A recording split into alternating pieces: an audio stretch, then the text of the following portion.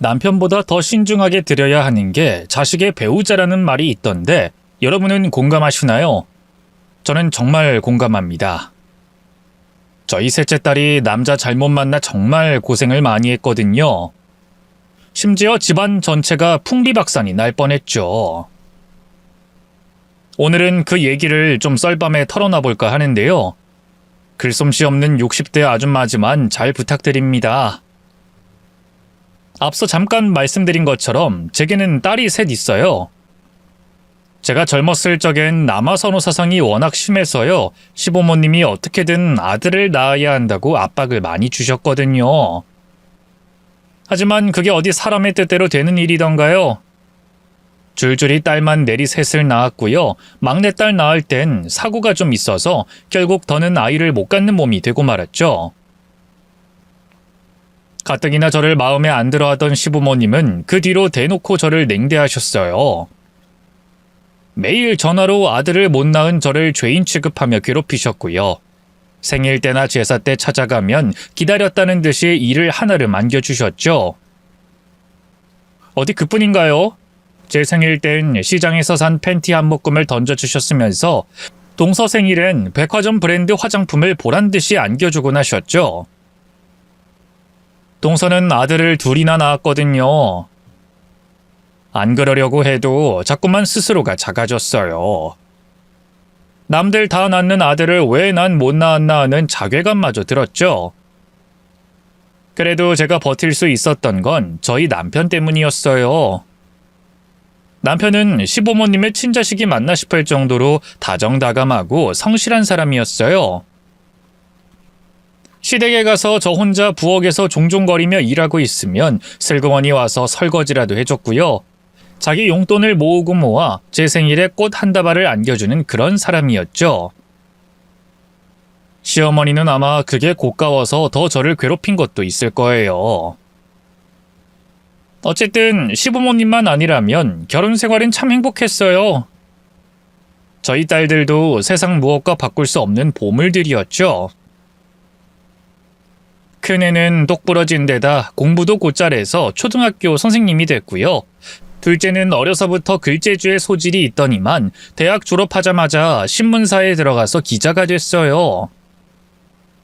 반면 막내딸은 제 언니들과 달리 어려서부터 손이 많이 갔어요.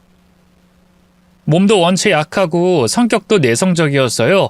툭 하면 학교에서 친구들에게 놀림받고 울며 집에 들어오곤 했죠.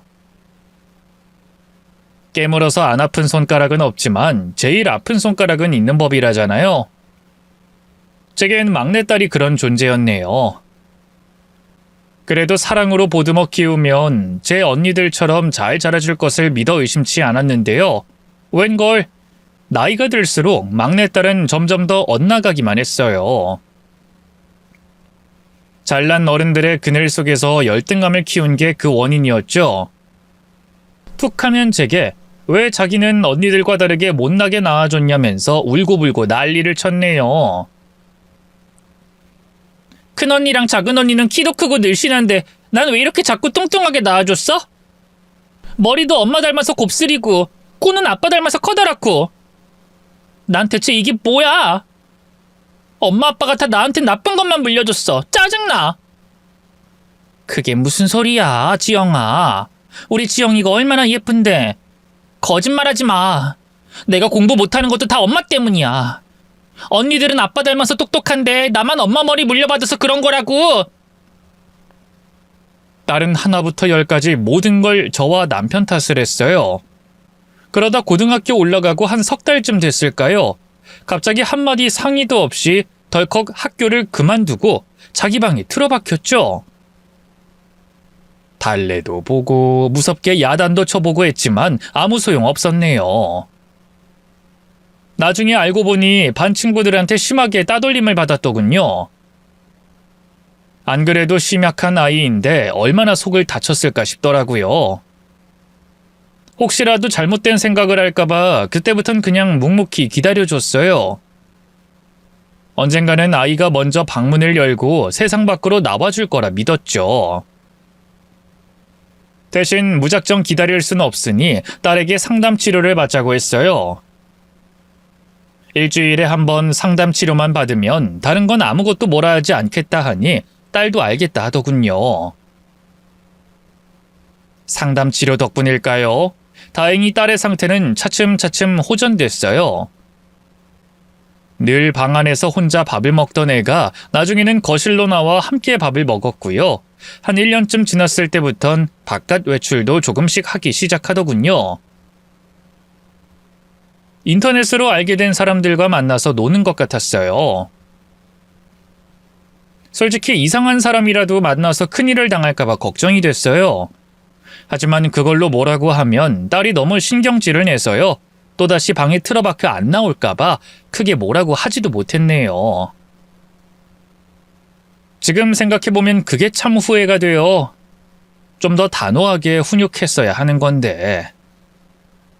아직도 그날의 기억이 머릿속에 생생해요. 막내딸의 20번째 생일이었고 그 기념으로 다 같이 비싼 레스토랑에서 밥을 먹었죠. 남편이 큰맘 먹고 명품 가방도 생일 선물로 사줬었네요. 평소 같았으면 막내딸도 기뻐서 어쩔 줄 몰라 했을 텐데 이상하게 가방을 받고도 표정이 어둡기만 하더군요. 무슨 일 있냐고 물어봐도 아니라면서 고개만 젓고 말이죠. 그러다 디저트를 먹을 때쯤이었어요. 갑자기 막내딸이 충격적인 고백을 했죠.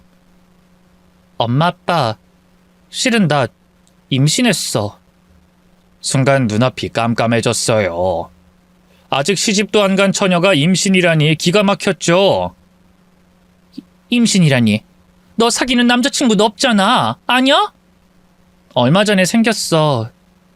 애기 생긴 거 말했더니 자긴 낳아도 괜찮대. 결혼해서 책임지겠대.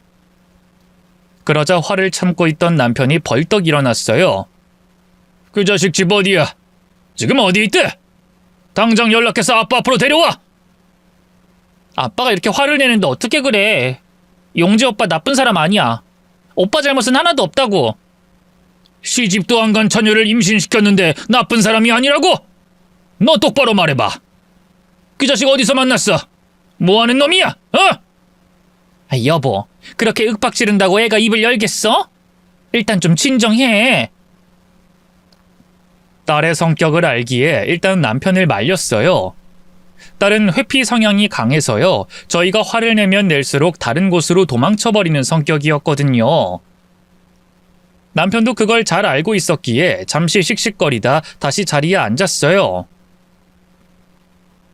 남편이 흥분을 가라앉히는 사이 저는 딸에게 조심스럽게 물어봤죠. 네 생각은 어떤데? 지영이 너도 지금 남자친구랑 결혼해서 애 낳고 싶은 거야? 응. 어차피 내가 뭐 학교를 다니는 것도 아니고 이렇다 할 직업이 있는 것도 아니잖아. 그냥 오빠랑 결혼해서 애기 낳고 잘 살고 싶어. 부탁이야, 엄마. 제발 허락해주라. 나 고등학교 자퇴하고 너무 한심하게만 살았잖아. 오빠는 그런 나도 괜찮다고 사랑한다고 말해준 유일한 사람이야. 딸의 진심 어린 말에 결국 저도 마음이 움직였어요. 그래서 남편을 설득해 일단 딸의 남자친구를 만나보기로 했죠. 딸보다 5살 연상이라고 들었는데 웬걸 직접 만나보니 딸보다 10살은 더 늙어 보이더군요. 어디 그뿐인가요? 뚱뚱하긴 또 어찌나 뚱뚱하던지 배 둘레가 어지간한 만삭 임산부보다 더 커 보였어요. 도대체 딸은 왜 이런 놈이 좋다는 건지 이해가 되지 않을 정도였네요. 남편도 딸의 남자친구가 탐탁지 않긴 마찬가지였나 봐요. 잔뜩 인상을 쓰면서 묻더군요. 그래, 자네 지금 하는 일이 뭔가? 사진작가라고 들었는데 사진관 같은 데서 일하는 거야? 아, 어디 묶여서 일하는 건 제 성질에 안 맞아서요. 제가 좀 자유로운 영혼이라. 그때그때 일이 들어오면 작업받아서 프리랜서처럼 일하고 있습니다. 프리랜서? 그럼 한 달 수입이 들쭉날쭉할 것 같은데 결혼하면 우리 딸 먹여 살릴 정도는 되는 건가? 네, 뭐 그동안은 예술적으로 좀 가치가 있을 것 같은 의뢰만 골라서 받았는데요. 결혼하고 나면 이것저것 가리지 않고 다 받아서 열심히 일해야죠. 나름 성실하게 대답은 하는데 솔직히 못 믿어왔어요. 사실 저희 집이 남편 사업이 잘 풀린 덕에 돈이 궁한 집은 아니었거든요. 당시 살고 있던 집도 2층짜리 전원주택이었고요. 그것 말고도 투자용으로 사둔 빌라와 상가 건물이 더 있었죠. 그러니 딸들 결혼도 가능하면 돈 좀 있는, 적어도 우리 딸 고생시킬 것 같지 않은 집으로만 시집 보내고 싶었어요. 이게 그렇게 큰 욕심은 아니잖아요. 실제로 저희 첫째 딸도 같은 초등학교 교사와 결혼해 잘 살고 있는 상태였거든요. 반면에 막내딸의 남자친구는 직업도 변변찮았고요. 어릴 때 병으로 아버지가 일찍 돌아가셔서 어머니와 단둘이 살고 있다고 하더군요. 한부모 가정이라는 게 안타까운 건 생판 남일 때나 이야기죠. 귀하게 키운 딸이 그런 집안으로 시집 간다고 생각해보세요. 홀어머니가 질투로 저희 딸을 말려 죽이진 않을지, 늙어서 노후 책임져 줄 사람이 없어 우리 딸이 독박 써야 하는 건 아닐지 너무 걱정이 됐네요. 탐탁지 않아 하는 저희 표정을 읽은 걸까요? 갑자기 딸의 남자친구가 돌발 행동을 했어요. 글쎄, 저와 남편 앞에 털썩 주저앉아 무릎을 꿇는 게 아니겠어요.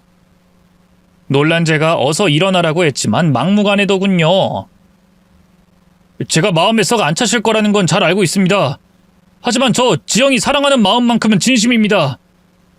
지영이가 그동안 얼마나 힘들고 아픈 시간들을 보내왔는지 잘 알고 있어요. 그런 지영이를 평생 보듬어주고 또 아껴주고 싶습니다. 뱃속의 아기도 지우고 싶지 않아요. 지영이와 제 사랑의 결실인데 꼭 낳아서 잘 키우고 싶습니다.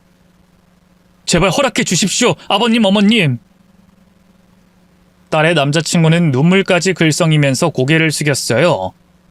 그 모습에 앉아있던 딸이 달려가 제 남자친구 옆에 똑같이 무릎을 꿇더군요.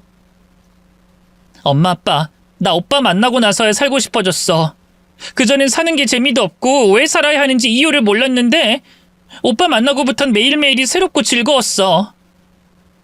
아직 만난 지 3개월밖에 안 됐지만 나 오빠 없으면 안 될 것 같아. 제발 허락해 주라, 응? 원래 자식 이기는 부모 없다잖아요. 딸이 그렇게까지 말하는데 어떻게 반대를 할 수 있겠어요? 더군다나 딸의 뱃속엔 이미 손자도 자라고 있었는걸요. 결국 저와 남편은 딸의 남자친구를 허락할 수밖에 없었고요. 딸의 배가 더 불러오기 전에 얼른 식을 올리기로 했죠. 안사돈과도 상견례 날짜를 잡았는데요. 머릿수를 맞추기 위해 그쪽 집안에선 예비사위 삼촌인가 뭔가 하는 사람이 오기로 했고요. 저희는 저와 남편 둘이서만 가기로 했죠.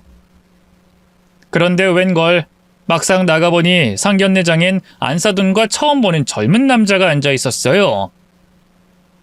예비사위 삼촌이라기엔 너무 젊어서 물어보니 기가 막히게도 안사돈 애인이라고 하더군요. 애인이요? 네, 그 말이 애인이지 조만간에 식을 올릴 거라서요. 그냥 바깥사돈이라고 생각해 주시면 될 것 같네요. 그 말에 속으로 얼마나 기함했는지 몰라요. 안사돈은 저희 남편보다도 나이가 많아서 당시 이미 50대였거든요. 뭐 50대에 새로운 사람을 만나지 말란 법은 없지만 보통 자식 상견례장엔 안 데려오지 않나요? 더군다나 안사돈의 애인이란 남자는 딱 봐도 양아치 같아 보였어요. 멀끔한 얼굴에 노랗게 염색한 머리가 딱 봐도 여자 등이나 쳐먹는 그런 사람으로 보였죠. 그래도 그것 때문에 딸 결혼을 엎을 순 없는 노릇이잖아요. 일단 안사돈 애인은 못 본 채하고 상견례를 진행했는데요. 집 얘기가 나오니 갑자기 안사돈의 표정이 달라졌어요. 요즘 시대가 어느 시대인데 남자 혼자 집을 해오나요? 보아하니 사돈댁이 저희 집보단 좀 더 여유가 있어 보이는데 당연히 집 한 채 정도는 해주실 수 있겠죠? 뭐 사돈댁의 형편은 대충 들어서 알고 있었기 때문에 신혼집도 저희가 해줄 생각은 하고 있었어요. 하지만 그렇게 대놓고 요구하니 기분이 상하는 게 사실이었죠. 남편도 그랬는지 표정이 떨떠름했는데 그걸 본 안사돈이 다시 입을 열었어요. 솔직히 우리 아들 그쪽 따님하고 다르게 대학도 나왔고요. 체격도 듬직하고 남자다워서 여자들한테 인기 많았어요. 쫓아다니는 계집 애들 중에 의사 집안 딸도 있었다고요. 근데 지영이 얘가 갑자기 임신하는 바람에 우리 아들 솔직히 더 좋은 여자 충분히 만날 수 있는데 애 때문에 발목 잡힌 거잖아요? 그런데 집까지 해오라고 하면 너무 억울하죠. 아무렇지 않게 제 딸을 깎아내리는 안사돈을 보고 있자니 너무 화가 났어요. 그래서 저도 모르게 언성을 높여 말했죠. 발목 잡혔다니요? 애는 저희 지영이 혼자 만들었나요? 우리 지영이야 어려서 뭘 몰랐다 쳐도 그쪽 아드님은 나이도 먹을 만치 먹어서 피임도 안 하고 솔직히 저희 딸이야말로 발목 잡힌 거죠. 20살짜리 아무것도 모르는 여자애를 임신시켰잖아요. 뭐라고요? 아니 우리 아들이 무슨 죄가 있어요? 여자가 작정하고 꼬시는데 사내 자식이 그럼 안 넘어가고 배겨요? 저희 딸이 꼬시긴 뭘 꼬셔요? 아무것도 모르는 순진한 애를 꼬신 건 그쪽 아들이죠. 참나. 이봐요, 잘 생각해요. 이 결혼 엎어지면 누구 손해인가?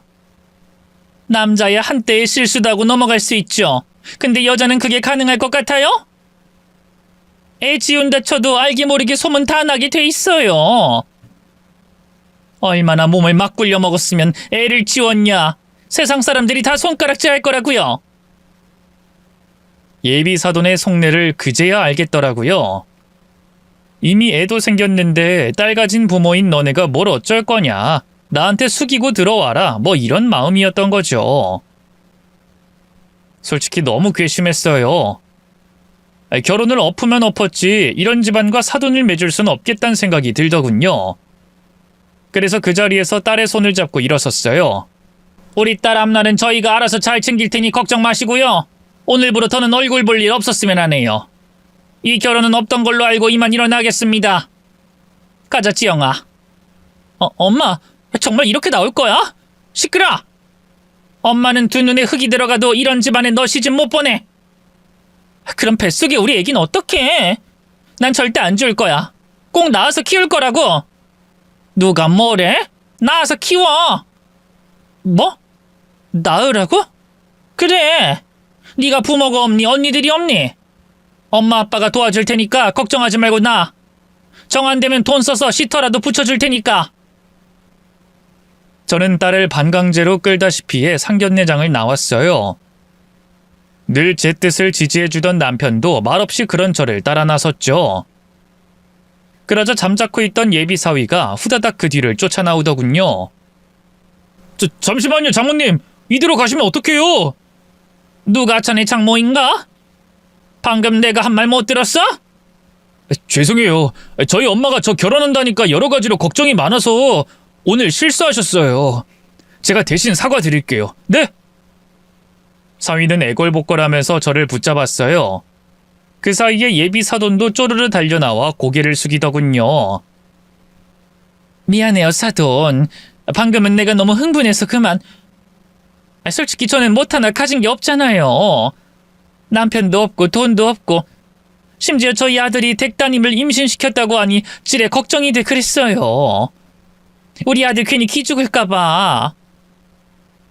장가 들고 나서도 사돈부부 눈치 보면서 지 마누라한테 잡혀 살까봐 걱정돼서 그랬어요. 내가 좀 세게 나가야 우리 아들이 대접받을 것 같아서. 미안합니다. 네, 이렇게 사과할 테니 제발 한 번만 다시 생각해 주세요. 자기 아들 기죽을까봐 그랬다는 말이 오히려 더 불쾌했어요. 하지만 예비 사돈이 마지막으로 덧붙인 말엔 저도 흔들릴 수밖에 없었죠.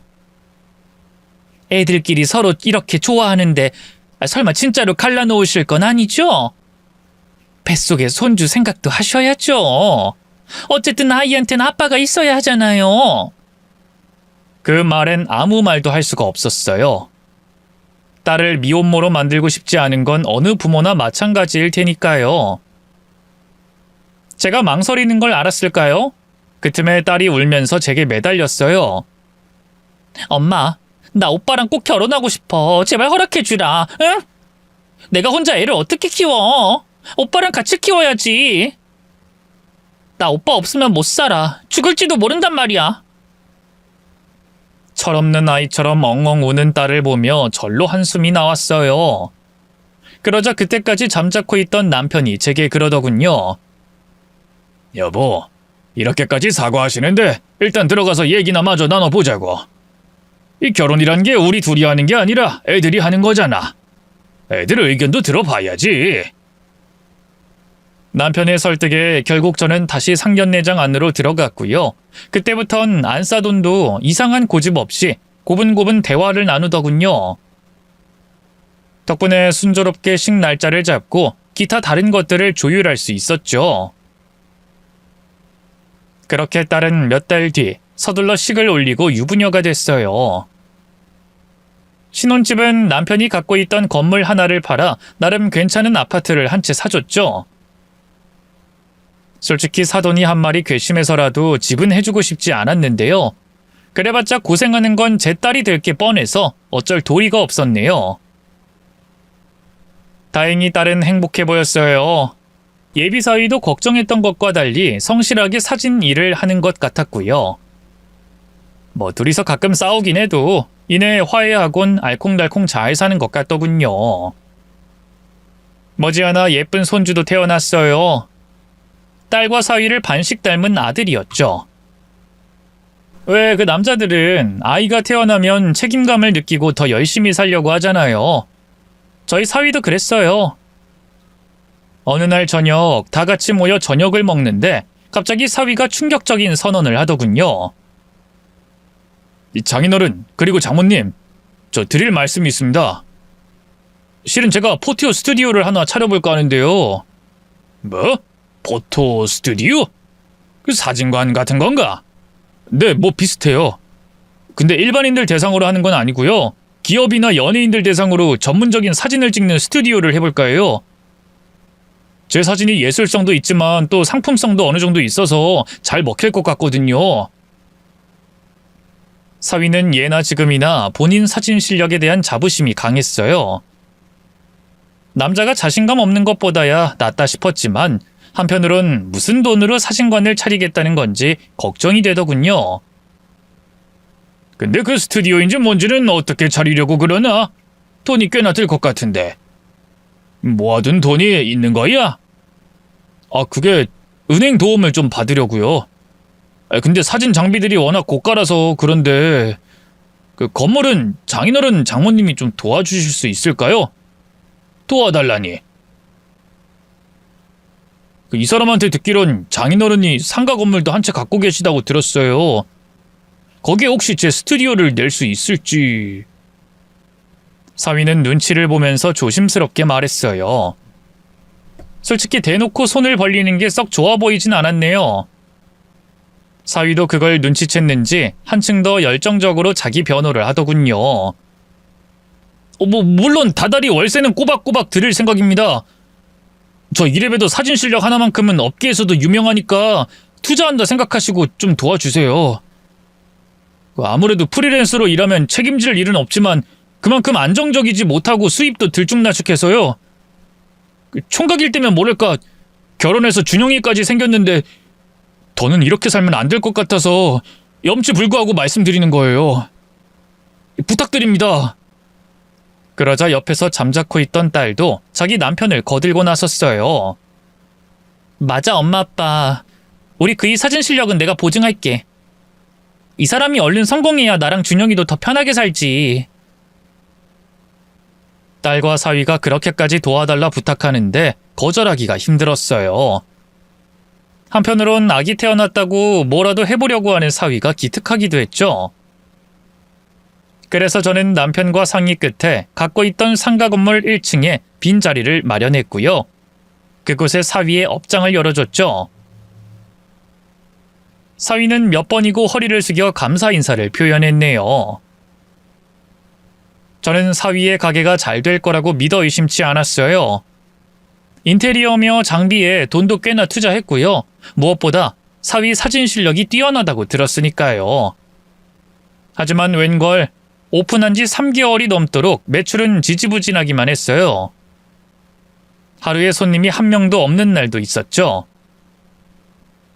사위는 자기 실력이 문제가 아니라 마케팅의 문제라고 하더군요.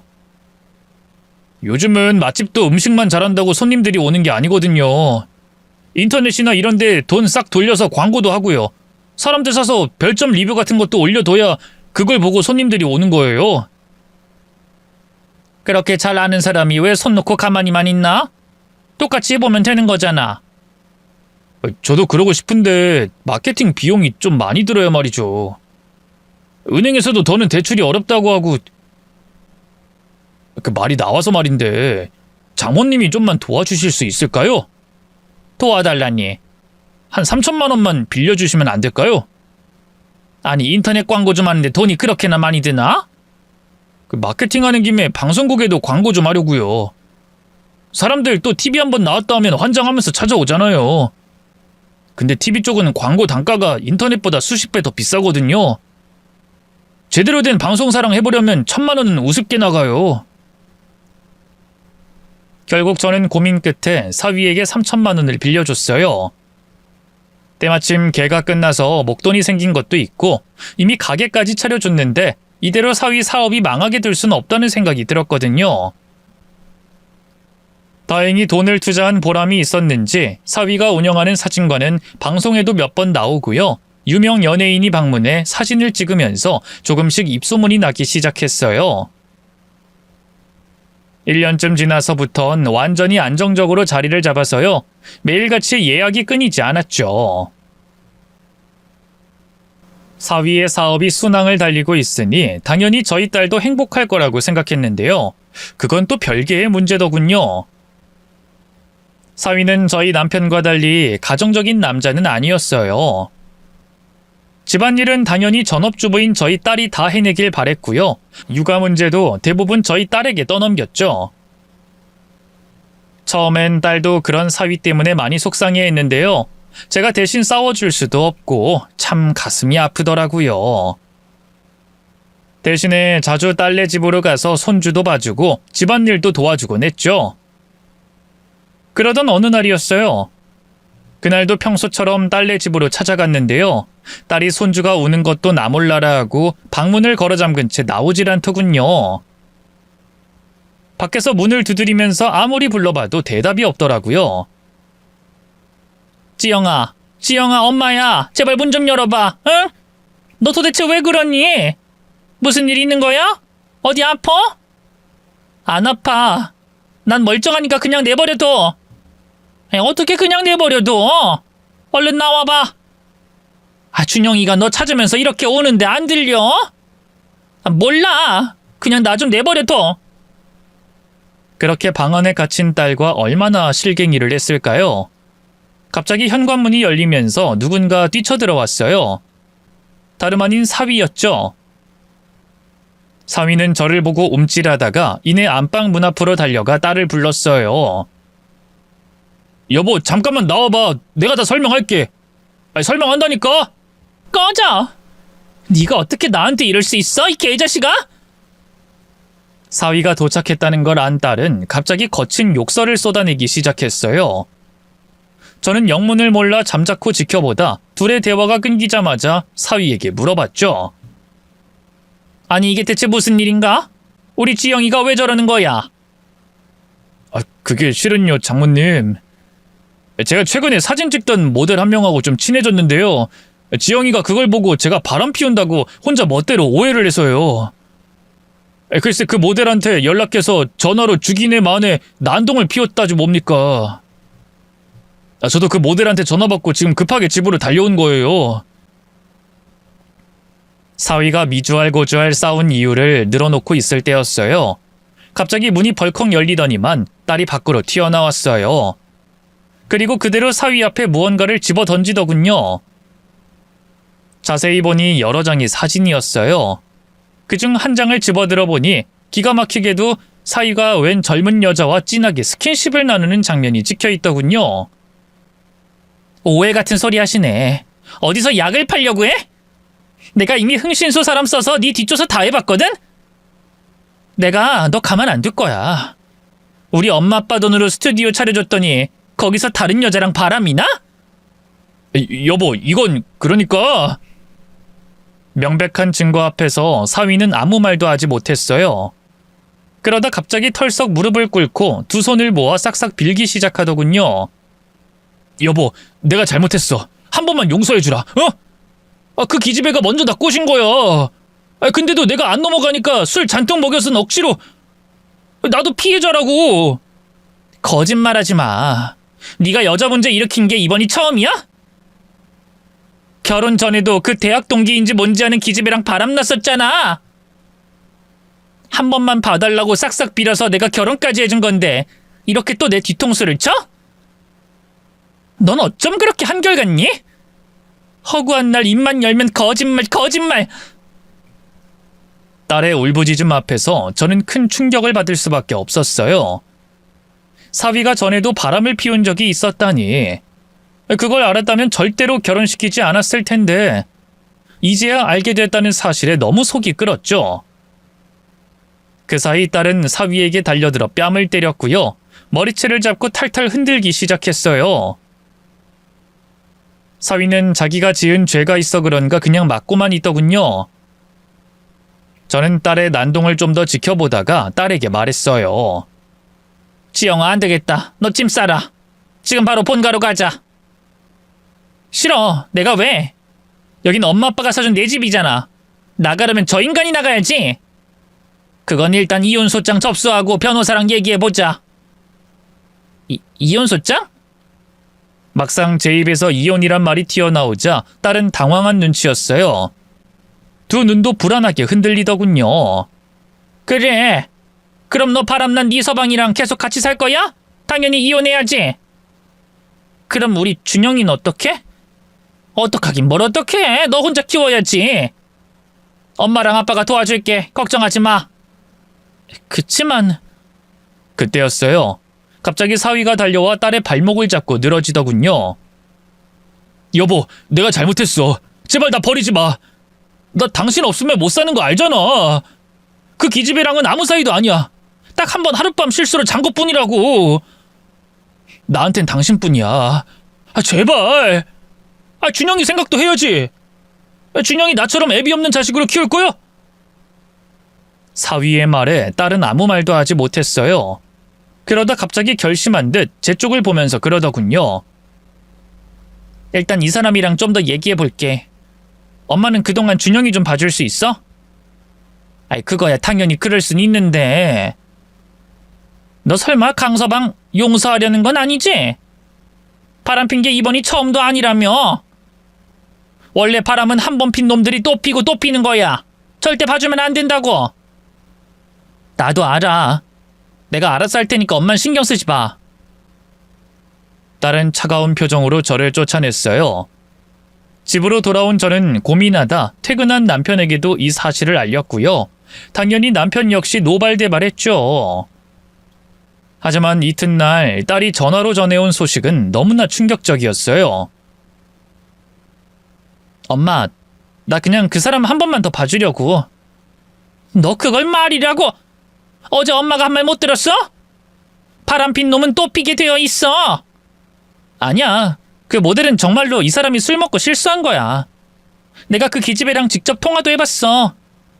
자기가 먼저 꼬신 거 맞대. 아이고, 박수도 손바닥 2개가 맞부딪혀야 나는 법이야. 누가 먼저 꼬셨든 그게 중요해? 중요한 건 강서방이 결국 넘어갔다는 거야. 엄마가 뭘 한다고 그래? 술 먹고 난 줄 착각했다는데. 그리고 솔직히 내가 뭐 잘난 게 있어? 얼굴이 예쁘기래, 날씬하기래, 직업이 있기래.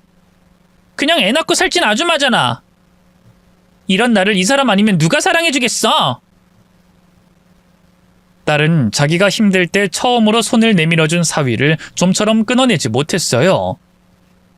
결국 이혼은 없던 일이 되어버렸고요. 딸은 아무 일 없다는 듯이 사위와 다시 결혼 생활을 이어나갔죠. 하지만 결혼해보신 분들은 다 알잖아요. 이 남자란 생물들은 원래 마누라가 지고 들어가면 더 기고만장해지는 법이죠. 사위는 얼마 안가 또다시 말도 안 되는 짓을 벌이고 말았습니다. 이번엔 글쎄 저나 남편한테 한마디 상의도 없이 그 사진관을 다른 사람한테 넘겨버린 거예요. 그것도 저희 부부는 건물관리소장이 말해주고 나서야 알게 됐네요. 이 사실을 안 남편은 당연히 난리가 났어요. 바로 사위를 불러들여 어찌 된 일이냐고 물어봤죠. 그런데 사위는 너무나 태연하더군요. 그 스튜디오도 슬슬 약발이 다 해서요. 월 수익도 조금씩 줄고 차라리 조금이라도 비싸게 권리금 받고 넘길 수 있을 때 넘기는 게 낫겠다 싶더라고요. 아니 그럼 자넨 이젠 뭘 하게? 저 사업하려고요. 제 대학 동창 중에 이번에 유통업 시작한 놈이 있는데요. 그 장사가 잘 돼서 좀 도와달라고 해서요. 제가 투자금 좀 보태주고 같이 동업하기로 했어요. 아니 우리한텐 한마디 상의도 없었잖아. 그러자 사위의 표정이 차갑게 굳더군요. 아니 뭐 장인어른 장모님이 그동안 많이 도와주신 건 아는데요. 솔직히 제가 한두 살 먹은 애도 아니고 일일이 미주알고주알 보고 드릴 필요는 없잖아요. 전 저희 엄마한테도 안 그러는데. 그리고 지영이한텐 얘기했어요. 지영이도 저 마음대로 하라고 그랬고요.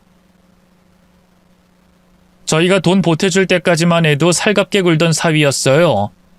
근데 스튜디오가 잘 되고 딸이 자기 바람핀 것도 봐주자 기세등등해졌는지 저와 남편마저 무시하더군요. 남편도 화가 났는지 마음대로 하라면서 방으로 들어가 버렸고요. 사위는 제대로 된 인사도 없이 그냥 가버렸네요. 그 뒤로 한동안 연락도 않고 지냈어요. 명절 때도 생일 때도 딸만 저희 집으로 오고요. 사위한테선 안부 전화 한 통이 없었죠. 그렇게 한 2년쯤 지났을까요? 어느 날 딸에게서 울면서 전화가 왔어요. 엄마 어떡해? 나 너무 무서워. 왜 그래? 또 무슨 일이야? 지금 집에 빨간 딱지가 잔뜩 붙었는데 이거 그 사람 사업이 망했다는 거지, 그치? 그 사람은 아무 말도 안 하고 술만 먹는데 나 너무 무서워. 기다려, 엄마가 금방 갈 테니까. 저는 전화를 끊자마자 바로 딸네 집으로 달려갔어요. 역시나 집안 곳곳에 빨간 딱지가 잔뜩 붙어있더군요. 저는 일단 울고 있는 딸과 손주를 진정시키고요. 그때까지도 술만 먹고 있던 사위에게 자초지종을 물어봤어요. 아니, 자네 대체 이게 어떻게 된 일인가? 하던 사업에 무슨 문제라도 생긴 거야? 장모님, 저 이제 어떡해요? 그 자식이 제 돈 다 들고 날라버렸어요. 뭐? 누가? 누가 자네 돈을 들고 날라? 동업한다던 그 친구놈 말이에요. 사업 확장해서 해외에 분점 내자고 하더니만 새빨간 거짓말이었어요. 부도난 빚 다 저한테 미루고 잠수 탔다고요. 사위는 아이처럼 엉엉 울기 시작했어요. 같이 일하던 동업자한테 제대로 사기를 당한 것 같더군요. 뒤늦게 알아보니 사위 앞으로 있는 빚만 무려 1억이 넘었어요. 경찰서에 가서 신고도 해봤지만 그 동업자가 이미 해외로 도망친 뒤라 잡을 확률은 희박하다고 하더군요. 그 뒤로 사위는 허구한 날 집에 틀어박혀 술만 마셨어요. 결국 남편과 제가 다달이 딸네 집에 생활비를 붙여줄 수밖에 없었죠. 저는 하루빨리 사위가 다시 일어서기만을 바랬어요. 괴로운 마음이야 10분 이해하지만 처자식이 있는 가장이 언제까지 주저앉아 있을 수만은 없는 노릇이잖아요. 하지만 사위는 좀처럼 재기하지 못했고요. 저는 저희 딸과 손주 걱정에 잠 못 이루는 날이 많아졌죠. 그만큼 자주 딸네 집으로 가서 반찬도 만들어주며 살림을 챙겼는데요. 하루는 그러다 안싸돈과 딱 마주쳤지 뭐예요. 그리 살가운 사이는 아니었지만 그래도 오랜만에 얼굴을 봤으니 함께 거실에 앉아 커피 한 잔씩 했어요. 그런데 웬걸 안싸돈이 서운하다는 듯이 그러더군요. 솔직히 우리 아들 사업 망한 게 우리 아들 잘못은 아니잖아요. 다 그 친구놈 잘못이지. 그래서 전 이번에도 사돈네가 좀 도와줄 줄 알았어요. 네? 도와주다니요? 아니 그렇잖아요. 돈 1억이야 저한테 너무 큰 돈이지만 사실 사돈네외한텐 그러지 않잖아요. 그럼 대신 좀 갚아주실 수도 있는 거잖아요. 그 뻔뻔한 말에 솔직히 화가 났네요. 그래서 저도 모르게 언성을 높이면서 말했죠. 1억이 뭐 남의 집 개 이름도 아니고 저희한테도 큰 돈이에요. 그리고 막말로 강서방이 저희한테 뭘 그렇게 잘했다고 그 큰 빚을 덥석 갚아주나요? 이 집도 전에 하던 사진관도 다 저희가 해준 건데 생전 고맙다고 뭐 선물이라도 한번 해준 적 있는 줄 아세요? 아이, 그렇다고 저희 딸한테 잘하면 또 몰라요. 육아나 살림도 하나도 안 돕고 다른 여자랑 바람까지 피웠는데 뭐가 예쁘다고 빚 1억을 갚아줘요? 제 말에 사돈도 화가 났는지 목청을 키우더군요. 저는 뭐 할 말이 없는 줄 아세요? 솔직히 어머니 내조를 잘했어 봐요. 우리 아들이 그렇게 밖으로 돌았겠냐고요. 사업도 그래요. 망했으면 자기가 먼저 위로도 좀 해주고 남자 기도 살려줘야지. 바로 쪼르르 자기 부모한테 일러 바치기나 하고. 뭐라고요? 지금 강서방이 바람피고 사업 망한 게 다 우리 딸 탓이라는 거예요? 사돈도 저도 흥분해서 당장이라도 서로 머리채라도 잡을 기세였어요. 그걸 본 딸이 뒤늦게 달려와 저희를 말렸죠. 두 분 다 왜 그러세요? 진정 좀 하세요. 준영이가 다 들어요. 딸의 말에 그제야 손주 생각이 나더라고요. 아니나 다를까 겁먹은 표정으로 저와 안사돈을 번갈아 보고 있더군요. 이대로는 안 되겠다 싶어서 자리에서 먼저 일어났어요. 지영아, 엄마 오늘은 이만 가볼게. 나중에 다시 오마. 집으로 돌아왔는데도 분이 안 풀리더라고요. 그래서 다시 딸에게 전화해서 그랬어요. 지영아, 너 강서방이랑 계속 살 거니? 이혼 안 할 거야? 엄마, 나도 헤어져야겠다 생각은 하는데 솔직히 무서워. 내가 혼자 준영이를 잘 키울 수 있을지도 모르겠고. 엄마가 도와줄게. 그러니까 용기를 내, 응? 제 설득에도 딸은 한동안 아무 말이 없었어요. 그러다 전화를 끊을 때쯤에 딸이 그러더군요. 엄마, 아까 어머님이 엄마한테 함부로 하는 거 보면서 나도 생각이 많아졌어. 내가 너무 그 사람을 오냐오냐 하고 다 봐주니까 그 사람이 엄마랑 아빠한테도 함부로 굴고 그래서 어머님도 똑같이 그러는구나 하고. 엄마랑 아빠를 그냥 돈 대주는 지갑 취급하잖아. 나도 더는 못 참겠어. 나 이혼할게. 딸의 그 말에 얼마나 속이 시원했는지 몰라요. 그래서 그 길로 남편에게 모든 사실을 이야기했고요. 함께 가서 딸과 손주만 데리고 나오려 했죠. 그러자 이번에도 사위는 뒤늦게 용서를 빌었어요. 장인어른 장모님, 제가 잘못했습니다. 저 이제 정신 차렸어요. 제발 한 번만 봐주십시오. 봐주긴 뭘 봐줘? 오늘도 일자리 알아보긴커녕 집에 들어앉아 술만 들이붓고 있었지. 자네한텐 더는 아무 기대도 안 하네. 그러니 이건 오케이. 아니에요. 저 정말 정신 차렸습니다. 사업도 망했고 이제 저한테 남은 건 이 사람이랑 준영이밖에 없는데 저 내일이라도 바로 취업하겠습니다. 취업이 안 되면 막노동이라도 할게요. 제발 이 사람하고 준영이만큼은 데려가지 말아주십시오. 그 말은 진작에 우리 딸이 이혼 결심하기 전에 했어야지. 저와 남편은 매몰차게 사위를 밀어내고 딸과 손주를 데리고 떠났어요. 딸도 이번엔 마음을 단단히 먹었는지 사위가 아무리 애원해도 돌아보지 않더군요. 집으로 돌아온 딸은 바로 변호사를 선임해 이혼 절차를 알아보기 시작했어요. 하지만 사위가 끝까지 이혼은 안 된다며 버티는 통에 지지부진 시간을 끌게 됐고요. 결국 이혼은 잠시 미루고 별거를 하게 됐죠. 이제야 딸의 인생이 좀 피겠구나 하고 한시름했는데 그쯤 뜻밖의 불행이 찾아왔어요. 바로 남편이 갑작스러운 교통사고로 세상을 떠난 거였죠. 전화를 받고 병원으로 달려갔을 때 이미 남편은 싸늘한 주검이 되어 있었네요. 무슨 정신으로 장례를 치렀는지도 모르겠어요. 저는 남편의 영정사진 앞에서 몇 번이고 오열하다 혼절했고요. 그런 저를 대신해서 첫째 사위가 상주가 돼 이런저런 뒤처리를 해줬죠. 얼마나 고맙고 미안했는지 몰라요. 반면 셋째 사위는 코빼기도 비추지 않았어요. 막내딸이 연락은 했다는데 아무런 답도 없었다고 하더군요. 딸은 많이 서운해 보였지만 솔직히 전 아무렇지도 않았어요. 기대도 하지 않았기 때문에 실망스럽다는 감정조차 없었죠. 이미 셋째 사위는 저에겐 남보다 못한 존재나 마찬가지였으니까요. 슬픔 속에서도 시간은 빠르게 흘렀고요. 발인을 앞두고 문득 남편이 생전에 한 말이 떠올랐어요. 자기는 죽을 때 비싸기만 한 수의 같은 건 입고 싶지 않다고 늘 입던 옷을 입혀달라고 했었죠.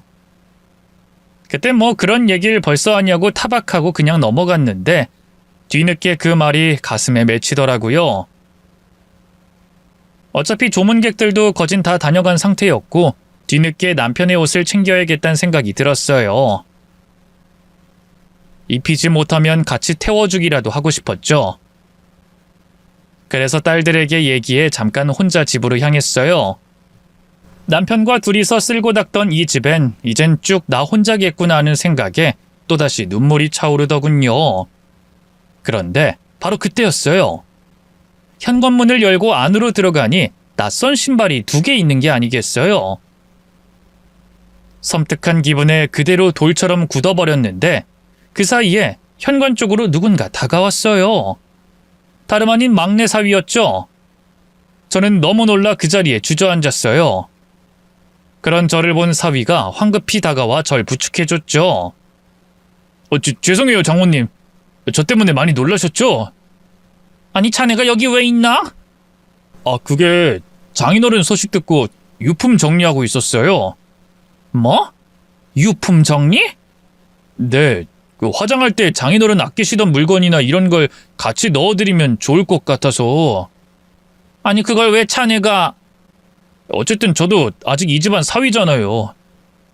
지영이한테 미안하고 뭐라도 해주고 싶은 마음이 들기도 했고 제가 할 수 있는 게 이런 것밖에 없더라고요. 사위는 아직까지도 저희 딸한테 미련이 많은 상태였어요. 그러니 어떻게든 점수를 따고 싶다는 생각에 이런 짓을 벌인 것 같더군요.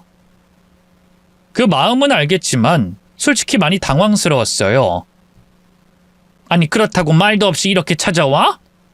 도둑인 줄 알고 깜짝 놀랐잖아. 죄송해요. 얘기해봤자 지영이도 장모님도 싫어하실 것 같아서.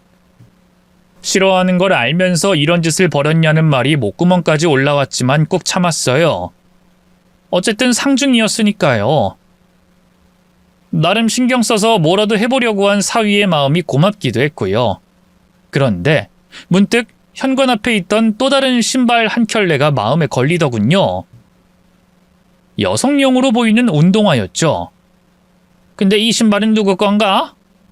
이 커다란 건 자네 신발 같고 이건? 그러자 사위가 갑자기 당황하면서 어쩔 줄 몰라 하더군요. 신발요? 글쎄요, 잘 모르겠는데. 지영이 거 아니에요? 아니, 지영이는 이런 신발 없는데. 바로 그때였어요. 안방에서 애취하고 사람이 재채기하는 것 같은 소리가 나더군요. 순간적으로 저는 사위의 얼굴을 바라봤어요. 사위는 저와 눈이 마주치자마자 당황한 표정으로 고개를 돌리더라고요. 직감적으로 사위가 뭔가를 감춘다는 걸 알았네요.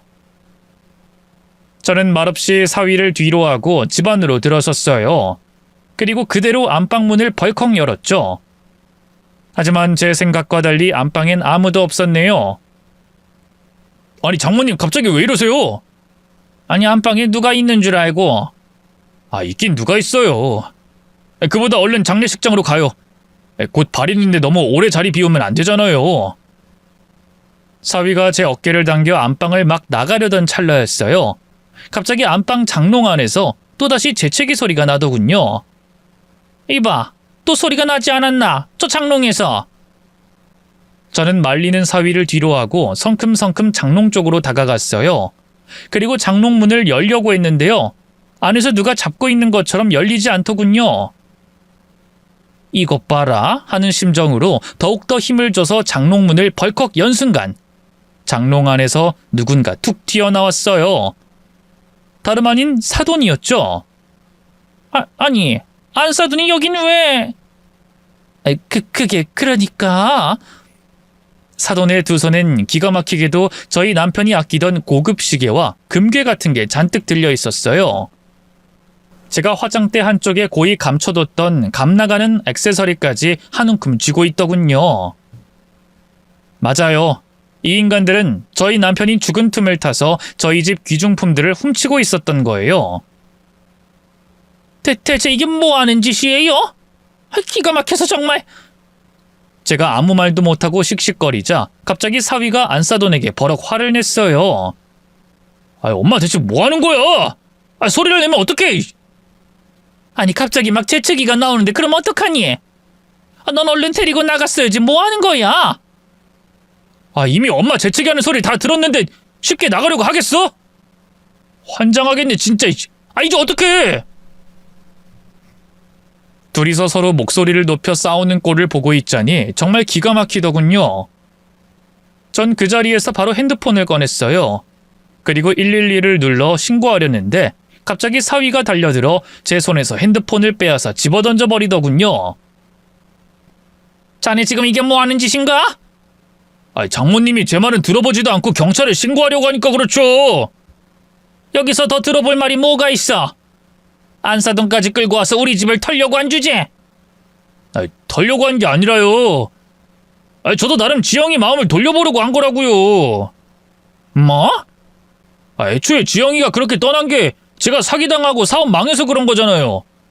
그럼 사업으로 다시 재기해야 우리 지영이도 마음을 풀 거 아니에요. 근데 제가 뭐 돈이 있어야 말이죠. 그래서 지금 아무도 없는 우리 집에 와서 도둑질을 하려고 했다는 건가? 그걸 말이라고 해? 도둑질이라뇨. 그냥 잠깐 빌려다 쓴 다음 갚을 생각이었어요. 아시잖아요. 빚 1억 때문에 저 대출도 안 나오고 다달이 이자도 못 내서 완전히 신용불량자 된 거. 한 번만 봐주세요, 장모님. 네? 사위는 늘 그렇듯 이번에도 두 손 모아 싹싹 빌기 시작했어요. 하지만 용서할 수 있는 잘못이 있고 아닌 잘못이 있는 거죠. 장인어른이 세상을 떠나는 와중에 이런 짓이 말이 되나요? 당장 핸드폰 이리 내놓게. 어서! 사위를 향해 호통치던 바로 그때였어요. 갑자기 안사돈이 제게 달려들어 저를 넘어뜨렸고요. 그대로 제 몸 위로 올라가 저를 마구 때리기 시작했어요. 이 여편네야. 돈이 없는 것도 아니고 있는 돈을 좀 나누자는데 뭘 그렇게 시끄럽게 떽떽거려? 애초에 우리 아들 인생 망친 게 누군데? 네 딸년 아니야? 남의 집 아들 인생은 조져놓고 그럼 혼자만 잘 살려고 했어? 살려? 처음 봤을 때부터 마음에 안 들었어. 서방 잘 만나가지고 떵떵대며 사는 주제에 뭘 잘났다고. 오늘 내가 너 아주 본때를 보여줄 거야. 안사돈은 계속해서 저를 때렸어요. 저는 옆에 있던 사위에게 살려달라며 애원했지만 사위는 들은 척도 하지 않았죠. 오히려 이때다 싶었는지 집에 있던 다른 귀중품을 찾아 가방에 쓸어담기 시작하더군요. 왜 이러세요? 제발 그만해요! 하고 제가 소리쳤지만 아무 소용없었죠. 그런데 바로 그때였어요. 갑자기 문이 덜컥 열리더니만 누군가 우르르 안으로 들어왔어요. 멈춰! 움직이면 발포한다! 그 말에 고개를 간신히 들어올리니 놀랍게도 경찰들이 잔뜩 서 있었어요. 맨 앞에 있던 사람들은 진압용 총까지 들고 있었죠. 놀란 사돈은 그대로 굳어버렸고요. 전 이때다 싶어서 사돈의 손을 있는 힘껏 물어버렸네요. 아! 사돈은 자기 손을 감싸며 뒤로 넘어갔고요. 그 틈에 저는 얼른 경찰들이 있는 쪽으로 달려갔어요. 경찰들 뒤에 있던 딸들이 울면서 제게 달려오더군요. 엄마 괜찮은 거야? 많이 다쳤어? 너희들 대체 어떻게 알고? 우리 집에 내가 홈캠 설치해뒀다고 말했잖아. 엄마가 하도 안 오길래 이상하다 싶어서 보니까. 그러고 보니 큰딸이 몇 달 전에 저희 집에 홈캠을 설치해줬거든요. 제가 혼자 집에 있다가 화장실에 한번 갇힌 적이 있는데요. 그때 걱정된다면서 달아줬었죠. 까맣게 잊고 있었는데 그 홈캠으로 제가 사위와 안사돈에게 당하는 걸 본 모양이더라고요. 전세는 순식간에 역전됐어요. 경찰들은 번개같이 움직여서 사위와 안사돈을 바로 체포했고요. 그대로 경찰차에 태워 서로 이송시켰죠. 마지막까지도 사위는 피해자 행세를 하면서 저희 막내딸에게 매달렸네요. 여보, 내가 일부러 그런 게 아니야. 이건 다 우리 엄마가 계획한 짓이라고. 난 그냥 빨리 성공해서 당신하고 준영이 데려오고 싶은 마음에. 내 마음 알지? 어? 알긴 뭘 알아. 우리 엄마 맡고 있는 동안 우리 아빠 유품이나 훔친 주제. 너 내가 절대 용서 안 할 거야. 알아? 딸은 사위에게 매섭게 소리쳤어요. 그리고 경찰들에게도 절대 봐줄 생각 없다고 꼭 처벌받게 해달라고 강하게 말했죠. 결국 안사돈과 사위는 수사 끝에 구치소에 수감됐고요. 재판 끝에 각각 3년과 4년의 징역을 선고받았네요. 현재는 둘 다 출소한 상태인데요. 썩 잘 살고 있진 못한 것 같더라고요. 사위는 사업병을 못 버리고 헛짓거리를 하다 사채까지 끌어다 쓰는 바람에 이리저리 떠도는 노숙자 신세가 됐고요. 안사돈은 그런 사위 채무를 일부 넘겨받아 죽어라 일만 하는 것 같더군요. 반면 저와 저희 딸은 잘 살고 있어요. 남편을 잃은 뒤 한동안은 가슴 한구석이 텅 빈 것처럼 허전하고 자꾸만 눈물이 나왔는데요. 시간이 약이라고. 지금은 많이 좋아졌어요. 막내딸도 재혼해서 행복하게 잘 살고 있고요. 이런저런 사건 사고를 많이 겪고 철이 들어서요. 이젠 세 딸들 중에 제일 저를 챙겨줄 만큼 성숙해졌답니다. 긴 얘기 들어주셔서 고맙습니다. 항상 건강하세요.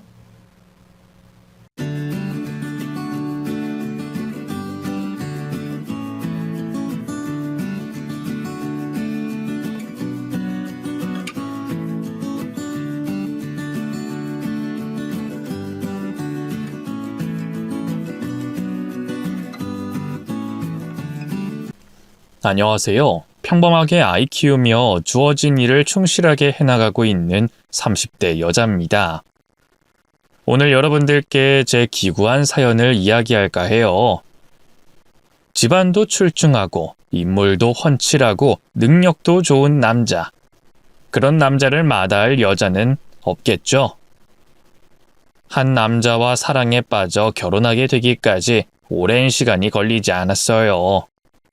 친구로 시작했던 관계였지만 그 사람의 다정함과 세심함에 조금씩 마음이 흔들렸고 갑자기 남자로 보이기 시작했어요. 그렇게 저희는 친구에서 연인으로 발전했고 부부로서의 결실을 맺었습니다. 하지만 얼마 지나지 않아 결혼 생활은 그야말로 난장판이 되고 말았네요. 저도 이 사람이 이런 사람일 줄 몰랐고 저를 배신할 사람이라고 생각도 하지 못했기 때문에 그 충격은 말로 다 할 수 없을 정도였어요. 남편의 불륜을 처음 알게 된 건 아이를 낳고 난 후 돌잔치를 준비할 때였어요. 남편이 잠을 자다가 낯선 이름을 잠꼬대로 말하더라고요. 다이야. 제 이름과는 완전히 다른 낯선 이름. 무의식 중에 다른 여자를 부른 거잖아요. 솔직히 기분이 나빴죠. 그래서 다음날 아침에 농담식으로 남편을 추궁했네요. 어제 자면서 다른 여자 이름 부르더라? 다이가 누구야? 다이? 아, 우리 직장 후배. 걔가 요즘 사고를 많이 쳐가지고 내가 많이 혼내거든. 아무튼 골치 아파 죽겠어. 능력 없는 후배 하나 때문에 우리 팀원 전체가 고생이야. 누가 보면 불륜 저지르는 줄 알겠어. 어찌나 애타게 부르던지. 둘이 뭐 썸씽 있는 거 아니야? 미쳤어? 걔 나보다 한참 어려. 얼굴도 별로고 성격도 더러운데다 꼴에 자존심은 있어가지고 혼자 일 처리하려다가 사건 키운 게 몇 번인 줄 알아? 걔 얘기 꺼내지도 마. 아침부터 진절머리 나니까. 내가 상사복은 있어도 후배복은 없는지 어째 입사 초기 때보다 지금이 더 힘든 것 같다니까. 얼른 직장 때려치우고 아버지 밑으로 들어가던 거 해야지 원. 그렇게 아니라고 잡아떼던 남편. 지금 생각해보면 정말 명연기였네요. 만약 배우였다면 나무주연상을 받아도 손색이 없을 정도였습니다. 그때는 저도 그 일을 쿨하게 넘겼어요. 잠꼬대 하나 잘못한 거 가지고 남편을 못살게 구는 것도 못할 짓이잖아요. 하지만 그 이후로 또 수상한 정황이 발견됐습니다. 자고 있는데 남편의 핸드폰 진동 소리가 들리더라고요. 회식 후 돌아온 남편은 이미 골아떨어진 상태여서 제가 슬쩍 남편의 핸드폰을 봤죠. 그랬더니 무슨 음표 이모티콘으로 저장해 놓은 누군가로부터 메시지가 왔더라고요. 자냐? 자냐고! 와이프랑 있으니까 좋냐? 누가 봐도 수상한 메시지잖아요. 저는 그 메시지를 눌러봤어요. 이상하게 그 사람과의 메시지는 그게 다였습니다. 한마디로 남편이 메시지를 주기적으로 지웠던 것이죠. 왜겠어요? 숨기고 싶은 게 있었으니 지우고 집에 들어왔겠죠. 그때 불현듯 머릿속에 다희라는 사람이 떠올랐지만 아직은 확실하지 않은 것이니 섣불리 판단하지 말자고 끊임없이 마음을 진정시켰어요.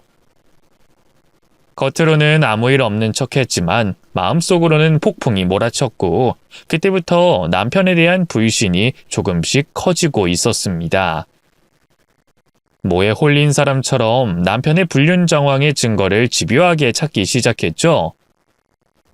수단과 방법을 가리지 않고 남편의 사생활을 파헤친 결과 남편이 다희라는 부하 직원과 만나고 있다는 걸 확신하게 됐네요.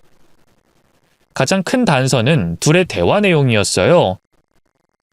남편의 태블릿 비밀번호를 알아내어 증거를 수집할 수 있었습니다.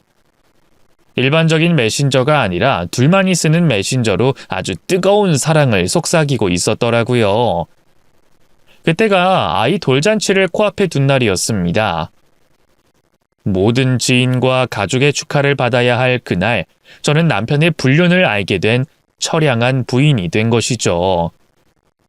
시기를 보니 제가 출산을 하고 난 후 얼마 지나지 않아 둘이 만나기 시작했더라고요. 눈이 뒤집힐 정도로 괘씸했어요. 더 황당한 게 뭔지 아세요? 상간녀는 뻔뻔하게 아기 돌잔치까지 와서 축하를 해주더라고요. 직장 동료라고 자신을 소개하며 아기가 너무 예쁘네요 하는 그 모습이 아직도 잊혀지지 않네요. 맘 같아서는 그날 당장 그 여자의 머리채를 잡고 엎어버리고 싶었지만 우리 애가 주인공이니만큼 참고 또 참았습니다. 돌잔치가 끝나고 다시 일상으로 돌아온 어느 날, 저는 출근 준비를 하는 남편을 불러 세웠습니다. 그리고 덤덤하게 얘기했죠. 나 다 알아. 어? 뭘 알아? 당신 바람 피우고 있는 거. 내가?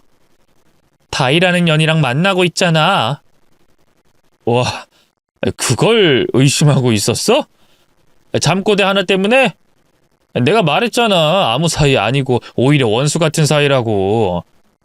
나 애도 있는 애 아빠야. 어떻게 불륜을 저지를 수가 있겠어.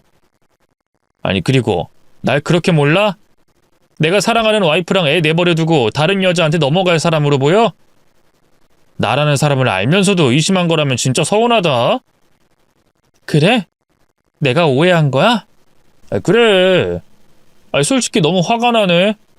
당신과 내가 이렇게 믿음이 없는 사이였나 싶고 내가 여태껏 노력한 건 전부 뭐였나 싶고 내가 남편으로서 당신한테 못한 게 뭔데.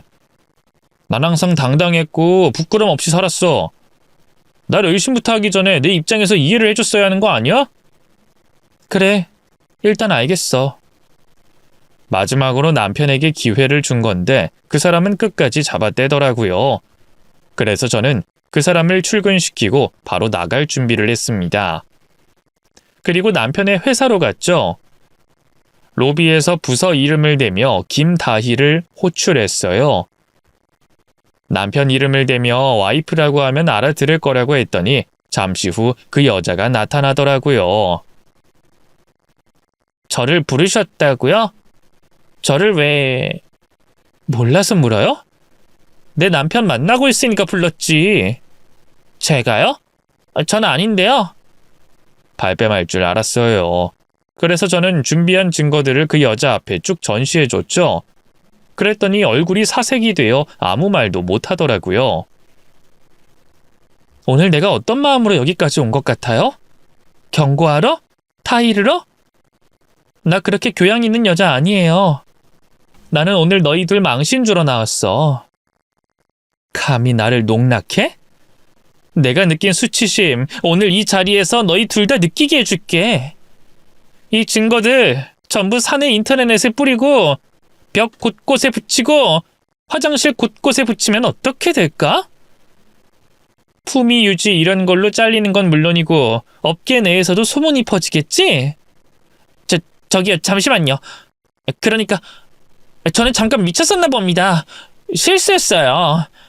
제가 초년생이고 어리다 보니까 이게 잘못된 건 줄 모르고 그쪽에서 잘해주니까 혼자 착각했어요. 불편하셨다면 죄송합니다. 25살이 뭐가 어리지? 미성년자도 아니고 미취학 아동도 아닌데 남의 남편 뺏으면 범죄라는 건 누구나 알 나이 아닌가? 멍청하고 어리석은 게 자랑도 아니고 너희 부모님은 네가 이러고 다니는 거 아니? 내가 가지고 있는 증거 싹 다 모아서 너희 본가에 보내봐? 죄송합니다. 정말 죄송해요. 다시는 안 그럴게요. 한 번만 용서해 주시면 절대 만나지도 않고요. 얘기도 나누지 않겠습니다. 믿어주세요. 부모님 얘기가 나오자 그제야 상간녀는 제 앞에서 무릎을 꿇고 싹싹 빌며 눈물을 보이더라고요. 저는 흥분된 마음이 가라앉지 않아서 들고 있던 증거 종이들을 상간녀 얼굴에 던졌고 소리를 질렀습니다. 이 광경을 지나가는 직원들이 봤는지 어느새 회사에 소문이 쫙 퍼졌나 봐요. 그날 저녁 집에 돌아온 남편은 제 앞에 무릎을 꿇고 고개를 숙였어요. 여보, 내가 죽일 놈이야. 미안해. 비겁한 놈이라 정말 미안해. 이혼해. 애는 내가 데려가. 잘못했어. 다시는 안 그럴게. 왜? 이혼은 싫어? 이혼하고 싶어서 다른 여자 품에 안고 다녔던 거 아니야? 내가 싫어서 그쪽에 붙은 거잖아. 아니야. 그 여자는 내 인생에 아무 의미가 없어. 그냥 그쪽에서 하도 만나달라고 해서 마음이 잠깐 흔들렸던 것 뿐이야. 그래. 마음이 흔들릴 수 있다고 쳐. 100번 양보해서 다른 여자한테 관심이 갈 수 있다고 쳐. 우리 애는? 막 태어난 우리 애를 두고 다른 여자 품에 안으니 좋았어? 갓난아기가 눈에 밟히지 않았어? 어떻게 출산하자마자 불륜을 저지를 수가 있냐고? 믿기 힘들겠지만 이제 다시는 이런 일 없을 거야. 약속해. 비록 내가 비겁하고 멍청한 인간이라 소중한 당신을 두고 잠시 마음이 흔들리긴 했지만 이제 깨달았고 정신 들었어. 새롭게 시작할게. 당신을 위해서 평생을 바칠게. 그러니까 나한테 한 번만 기회를 줄 수는 없을까? 안 믿어도 좋아. 날 증오해도 좋아. 평생 원망해도 좋아. 그냥 곁에만 있게 해줘. 당신한테 못해줬던 거 이제라도 마음껏 해주고 싶어서 그래. 아빠로서 남편으로서 최선을 다할게. 남편은 밥도 먹지 않고 2박 3일 내내 무릎을 꿇고 꼼짝도 하지 않은 채로 저에게 용서를 구했습니다. 영원히 씻을 수 없는 상처를 준 남편이 너무 원망스럽고 경멸스러웠어요. 하지만 또 한편으로는 아이를 혼자 키울 자신도 없었네요. 인생에서 이혼이라는 걸 생각해보지 않았던 터라 지금 처한 이 상황이 너무 막막하고 암담하더라고요. 스스로 유예 기간을 주면서 이혼을 계속 미루고 또 미루다 보니 시간은 흐르고 남편은 용서를 받았다고 생각했는지 다시 일상으로 돌아가더라고요. 하지만 저는 여전히 상처받은 그날에 머물러 있었습니다. 회사 내에 소문이 쫙 퍼지는 바람에 상간녀도 회사를 관두게 됐고 남편 또한 회사를 관두고 시부모님이 운영하시는 회사에 입사해서 일을 하기 시작했어요. 원래 시부모님께서 운영하시는 회사를 물려받기로 되어 있었으니 그 시기가 좀 더 빨리 앞당겨진 셈이었죠. 어쨌든 상간녀와 남편은 거리적으로도 멀어졌고 더 이상 만나는 것 같지 않았어요. 시어머니는 저를 위로해준답시고 이런 말씀을 하시더라고요. 내 아들이지만 참 한심해서 내가 많이 혼냈다. 그러니까 너도 이제 마음 풀어. 부부가 살다 보면 이런 일도 있고 저런 일도 있는 법이야. 남자가 살면서 바람 피우는 거 당시에는 큰일이지만 지나고 보면 별일 아니다. 가장으로서 역할만 충실하게 하면 되지 사랑까지 바라는 건 욕심일 수도 있다는 얘기야. 남자는 밖에 나가면 해야 할 일이 많잖니. 너도 적당히 신랑 결점도 포용하면서 너그러운 마음 가지면 좋겠구나. 한번 실수했다고 애를 쥐잡듯이 잡으면 가장으로서 기가 죽는 법이야. 시부모님도 결국엔 아들 편이더라고요. 그래도 아들이 잘못을 저질러서 이혼 위기까지 간 건데 저한테 이렇게 말씀하시는 게 너무 서운했네요. 그때는 정말 시부모님에 대한 애정도 남아있지 않았고요. 사는 것 자체가 고역이었습니다. 이혼만 안 했다 뿐이지 이미 마음속으로는 모든 걸 내려놓은 상태였어요. 긴 시간 동안 남편이 저를 위해 최선을 다하고 저에게 믿음을 줬더라면 저도 남편을 완전히 용서했을지도 몰라요. 스스로에게 유예 기간을 준 건 남편을 마지막으로 믿어보고 싶어서였습니다. 바람을 피운 것만 빼면 다른 부분에서는 훌륭한 남편이고 아빠였기에 그 부분만 보려고 노력했어요. 하지만 그 인간은 재활용도 불가능한 쓰레기였더라고요. 그 일이 일어난 지 얼마 되지 않아 그 인간은 또다시 상간녀를 만났습니다. 우연히 남편이 일하는 곳에 들리다가 주차장 차 안에 둘이 있는 걸 목격했네요. 둘은 팔짱까지 끼며 차에서 내려 어디론가 가더라고요. 그 모습을 멀리서 보는데 몸이 움직이지 않았어요. 맘 같아서는 달려가 뺨이라도 한 대 치고 싶었지만 너무 충격을 받아서 아무것도 할 수 없겠더라고요.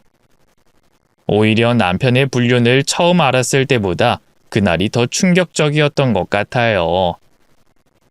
헤어지겠다고 눈물 콧물 쏙 빼며 싹싹 빌던 두 사람이 다시 저를 농락하고 있던 거예요. 심지어 남편은 세컨폰까지 써가며 상간녀를 몰래 만나고 있었더라고요. 이제 더 이상 이 인간에게 기대할 게 남아있지 않았다는 생각과 우리 애가 너무 불쌍해서 그날 태어나 가장 크게 울었습니다. 한참을 울고 나니 인생이 참 억울하다는 생각이 들더라고요. 그날 밤 상간녀의 SNS를 들어갔어요. 아주 대놓고 연애질하고 있더라고요. 명품백 몇 개를 전시해 놓고 이런 문구를 당당하게 적어놨습니다. 우리 오빠가 사준 가방 콜렉션. 항상 사랑을 듬뿍 주는 우리 오빠. 내년에는 꼭 해외여행 가자. 댓글에는 지인들이 아주 난리를 피워놨더라고요. 부자 남친이 있어서 좋겠다느니, 결혼은 언제 하냐느니, 커플 데이트 하자느니, 마치 미혼인 남자와 사귀는 것처럼 떠벌리고 다녔네요. 저는 그것도 모르고 남편이 변한 줄 알고 기대하고 있었어요. 이제는 가정에 충실하겠지. 그래도 애 아빠인데 부끄러운 짓 다시는 하지 않을 거라고 믿었습니다. 하지만 둘은 저를 완벽하게 배신했어요. 이제는 더 이상 물러날 곳도 없었고 두 가지 선택뿐이었어요. 이혼을 하느냐 아니면 상간녀 만나라고 내버려두고 사랑 없는 결혼 생활을 하느냐. 그런 놈을 남편이랍시고 제 곁에 두는 건 정말 못할 짓 같더라고요. 그렇다고 이혼을 하자니 상간녀만 좋은 일 시켜주는 거잖아요. 유부남 가로챈 주제에 본처 자리까지 앉으면 얼마나 기세등등하겠어요. 그 꼴은 절대 못 볼 것 같더라고요. 남편과 이혼하면 저만 손해인 게 분명했어요. 그래서 저는 긴 고민 끝에 천천히 미리 준비하기로 마음먹었습니다.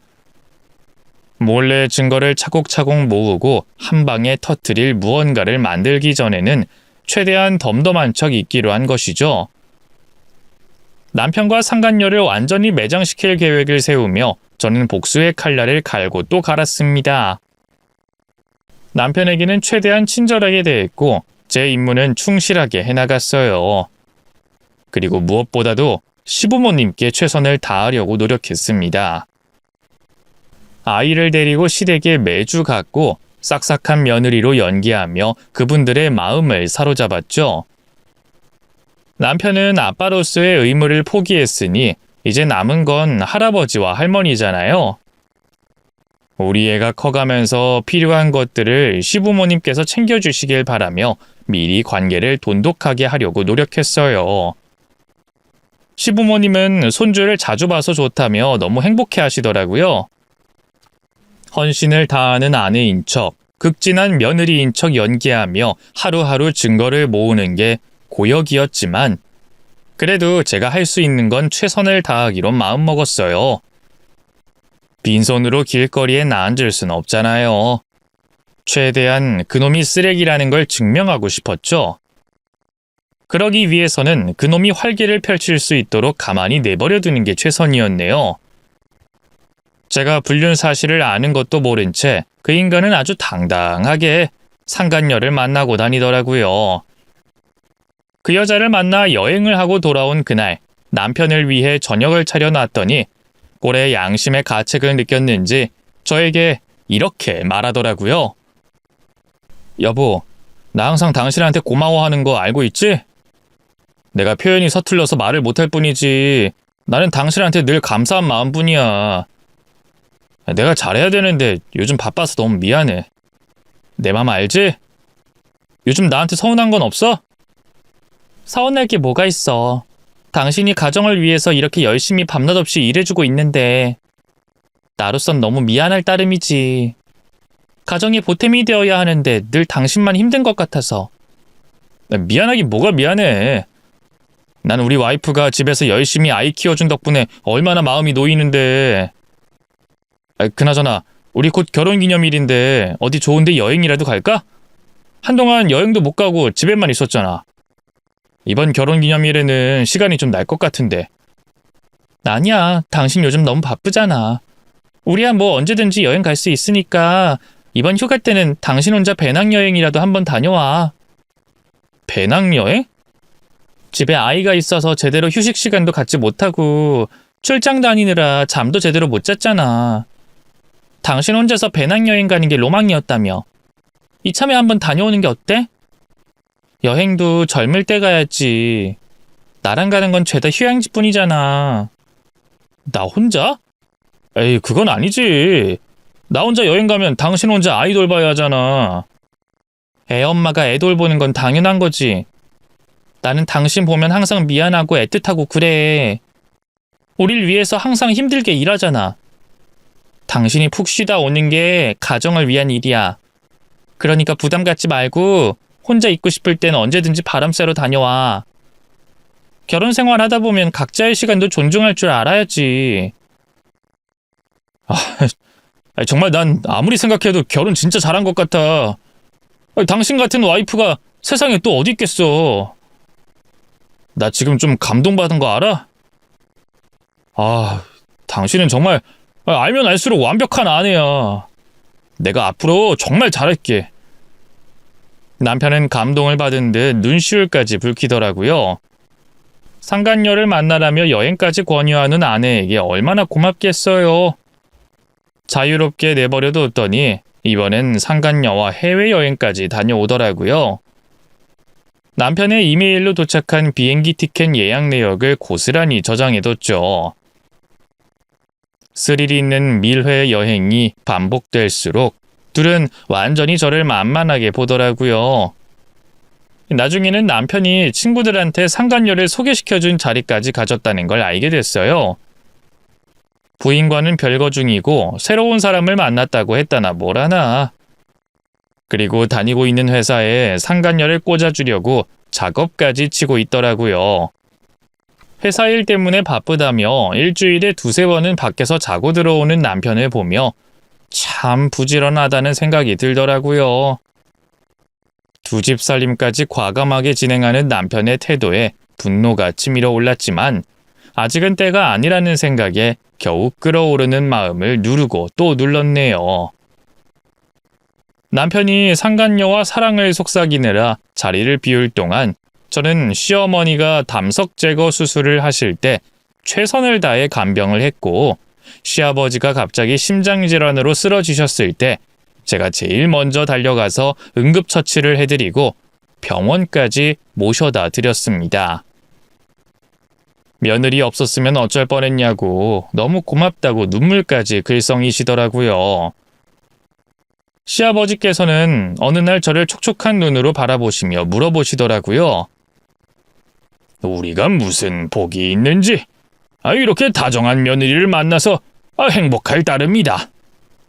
우리 아들이 무심하고 생각이 짧은 놈이라 속상한 일이 많다는 거 안다. 우리 아들이 사람답게 살 수 있는 건 다 우리 며느리 덕분이지. 고생 많은 거 다 알아. 항상 고맙다. 면모가 없지만 앞으로도 우리 아들 잘 부탁해. 제가 더 감사하죠. 이젠 어머님, 아버님이 친정 부모님보다 더 친부모님 같으세요. 부모님께 최선을 다하는 건 자식들 도리로서 당연한 거잖아요. 저는 우리 어머님, 아버님이 건강하고 행복하게 사는 게 가장 큰 소원이에요. 오래오래 저희 곁에 건강하게 있어 주셔야죠. 전 그것 말고는 바라는 게 아무것도 없어요. 그래. 우리 며느리랑 손주 봐서라도 건강해야지. 덕분에 제 2의 인생 시작하게 됐으니 말이야. 우리 며느리 아니었으면 큰일 날 뻔했지. 병원에서도 조금만 늦었어도 위험할 뻔했다고 하잖아. 아들놈의 새끼는 어디 가서 뭘 하는지. 애비가 아프다고 하는데도 얼굴 한 번을 안 비추네. 그이가 워낙 바쁘잖아요. 그놈 참. 바쁜 회사도 아닌데 뭘 그리 바쁘게 돌아다니는지 알 수가 없네. 어디서 허튼 짓 못하게 우리 며느리가 잘 감시해라. 아들놈 받아줄 여자는 우리 며느리밖에 없다. 알지? 네, 알죠. 우리 그이 저를 속상하게 한 적 많았지만 우리 어머님, 아버님 보면서 참았거든요. 이게 가족이 아닌가 싶어요. 가족이니까 이해하고 참고 감싸줘야죠. 당연하다고 생각하니까 하나도 안 힘들어요. 아버님 말씀대로 그 사람 제가 아니면 누가 케어하겠어요. 원하는 게 있으면 뭐든지 말만 해. 집에서 혼자 살림하고 애 키우는 게 보통 일도 아니고 내가 해줄 수 있는 건 다 해주고 싶어서 그래. 우리 며느리를 위해선 뭔들 못하겠냐. 그럼 나중에 일 좀 시켜주세요. 우리 학원비 벌게요. 안 그래도 그것 때문에 돈 모으는 중이거든요. 우리 며느리가 참 알뜰해. 손주 학원비야 우리가 싹 다 지원해 주지. 그때쯤 되니 느껴지더라고요. 시부모님은 이제 완전히 내 편이구나. 이젠 증거도 넘칠 만큼 모았겠다. 슬슬 폭탄을 터뜨릴 때가 되지 않았나 싶어 타이밍을 보고 있었어요. 그때쯤 변호사와 상담을 하며 어떻게 하면 재산 분할과 위자료를 많이 받을 수 있을지 계산기를 두드리고 있었죠. 하지만 인생은 뜻대로 흘러가지 않더라고요. 어느 날 남편이 일을 하다가 실신을 해서 응급실에 실려갔다는 소식을 듣고 바로 병원으로 달려갔어요. 더 큰 병원에서 검사를 받아보라는 말에 긴장하며 정밀 검사를 받아봤습니다. 결과는 너무 충격적이었어요. 제 남편이 암이라는 거예요. 그것도 말기암이요. 병원에서는 1년 반 정도로 보고 있다는 말을 끝으로 더 이상의 말을 아끼더라고요. 이건 제 계획에 없었던 일이었어요. 그 젊은 나이에 암에 걸릴 줄은 누가 알았겠어요. 남편이 제 앞에서 오열하며 가슴을 칠 때 저도 같이 울었습니다. 죽음이 눈앞에 다가오니 증오고 원망이고 아무것도 소용이 없더라고요. 시간이 이토록 조금밖에 남지 않았다는 걸 미리 알았더라면 남편을 덜 증오했을 것 같기도 해요. 복수의 대상이 한순간에 나약해지니 제 마음도 약해지더라고요. 그래서 그때부터 복수의 마음을 완전히 내려놓고 남편을 간병하기로 결심했습니다. 그래야 후회가 없을 것 같았어요. 하지만 남편의 생각은 달랐나 봅니다. 수술을 받기 위해 병상에 눕게 된 남편을 위해서 바리바리 짐을 싸서 병원에 도착한 순간 예상치 못한 불청객을 마주하고 말았어요. 바로 상간녀였죠. 상간녀는 남편의 손을 잡고 한참 동안 펑펑 울더니 오빠, 아프지 마. 내가 잘할게. 이제 오빠 곁에 있을게. 하며 드라마를 찍더라고요. 본처인 제가 있어도 당당하게 구는 모습이 어이가 없었네요. 급기야는 이제 자기가 간병을 하겠다며 다음 날도 찾아오고 또 다음 날도 찾아왔더라고요. 급기야 저한테 나가래요. 오빠는 제가 돌볼게요. 이만 가주시겠어요? 믿을 수가 없어서 제가 직접 남편에게 물었어요. 당신이 말해. 이 여자가 당신 간병하겠다는데 어떻게 생각해? 그랬더니 남편이 한참 동안 말이 없더라고요. 설마 이 인간이 진짜 끝까지 나를 엿먹이려고 작정했나 싶어 계속 재촉했더니 결국 속에 있는 말을 하더라고요. 여보, 미안해. 하지만 내 인생이잖아. 지금 상황이 상황이니만큼 내 입장도 좀 이해해 줄 수 없을까? 나한테 배신감 느끼는 거 알아. 하지만 이 사람한테 갚을 빚이 너무나 많아. 나한텐 고마운 사람이고 소중한 사람이야. 마지막이 될 수도 있는 이 순간에 이 사람이 가장 먼저 생각이 나더라. 당신한테 미안하게 생각해. 하지만 이게 내 진심이야. 헤어졌다면서. 다시는 안 만난다면서. 그래놓고 날 속이고 둘이 만나고 있었던 거네? 죄값 받을게. 두고두고 용서 빌게. 그러니까 우리 이제 그만하자. 당신도 애 때문에 나랑 붙어 살고 있었던 거잖아. 의리로 살고 있었던 거 알아. 이제 그게 다 무슨 소용이야. 나 같은 놈 잊어버리고 당신도 새 출발했으면 좋겠어. 나는 이제 내가 원하는 사람과 시간 보내기로 했어. 그러기에도 부족한 시간이야. 그러니까 너무 노여워 말고 나 놓아주라.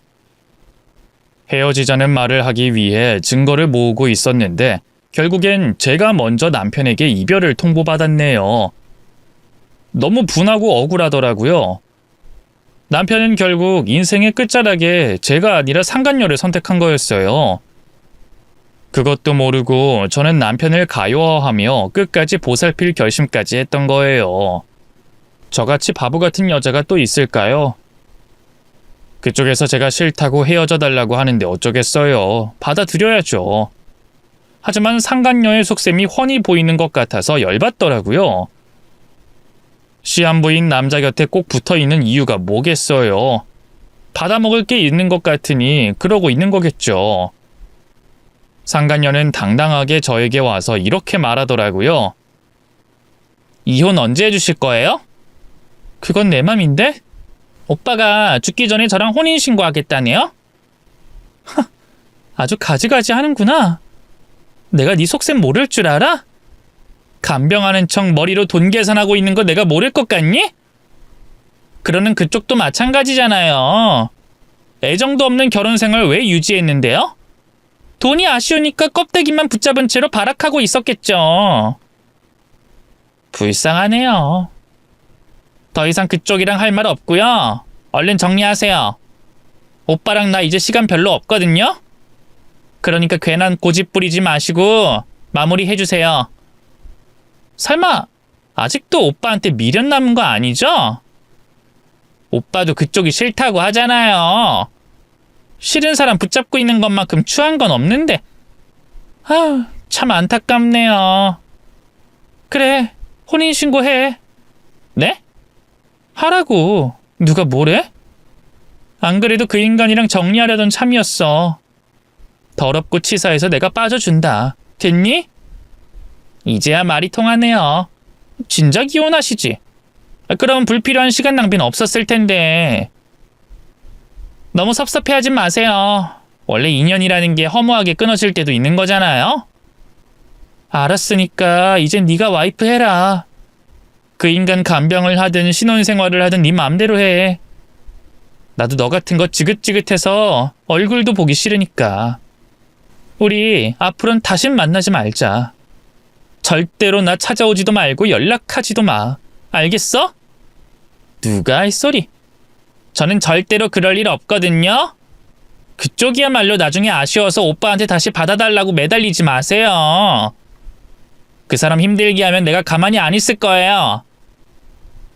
썩 마음에 들지 않는 결과였지만 둘이 행복하겠다는데 어쩌겠어요.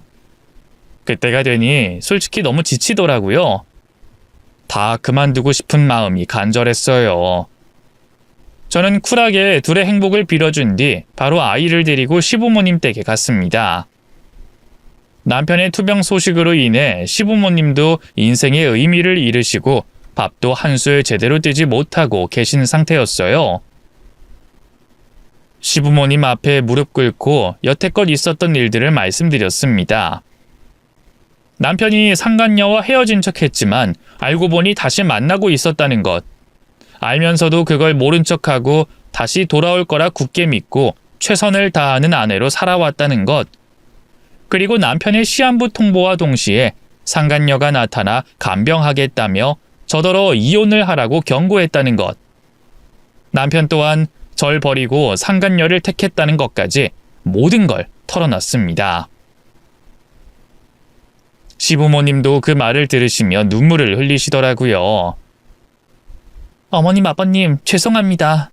전 여기까지인 것 같아요. 아무리 노력해도 안 되는 건 안 되는 건가 봐요.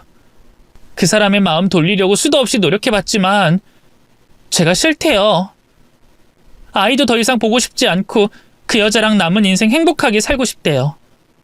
저더러 제발 헤어져 달래요.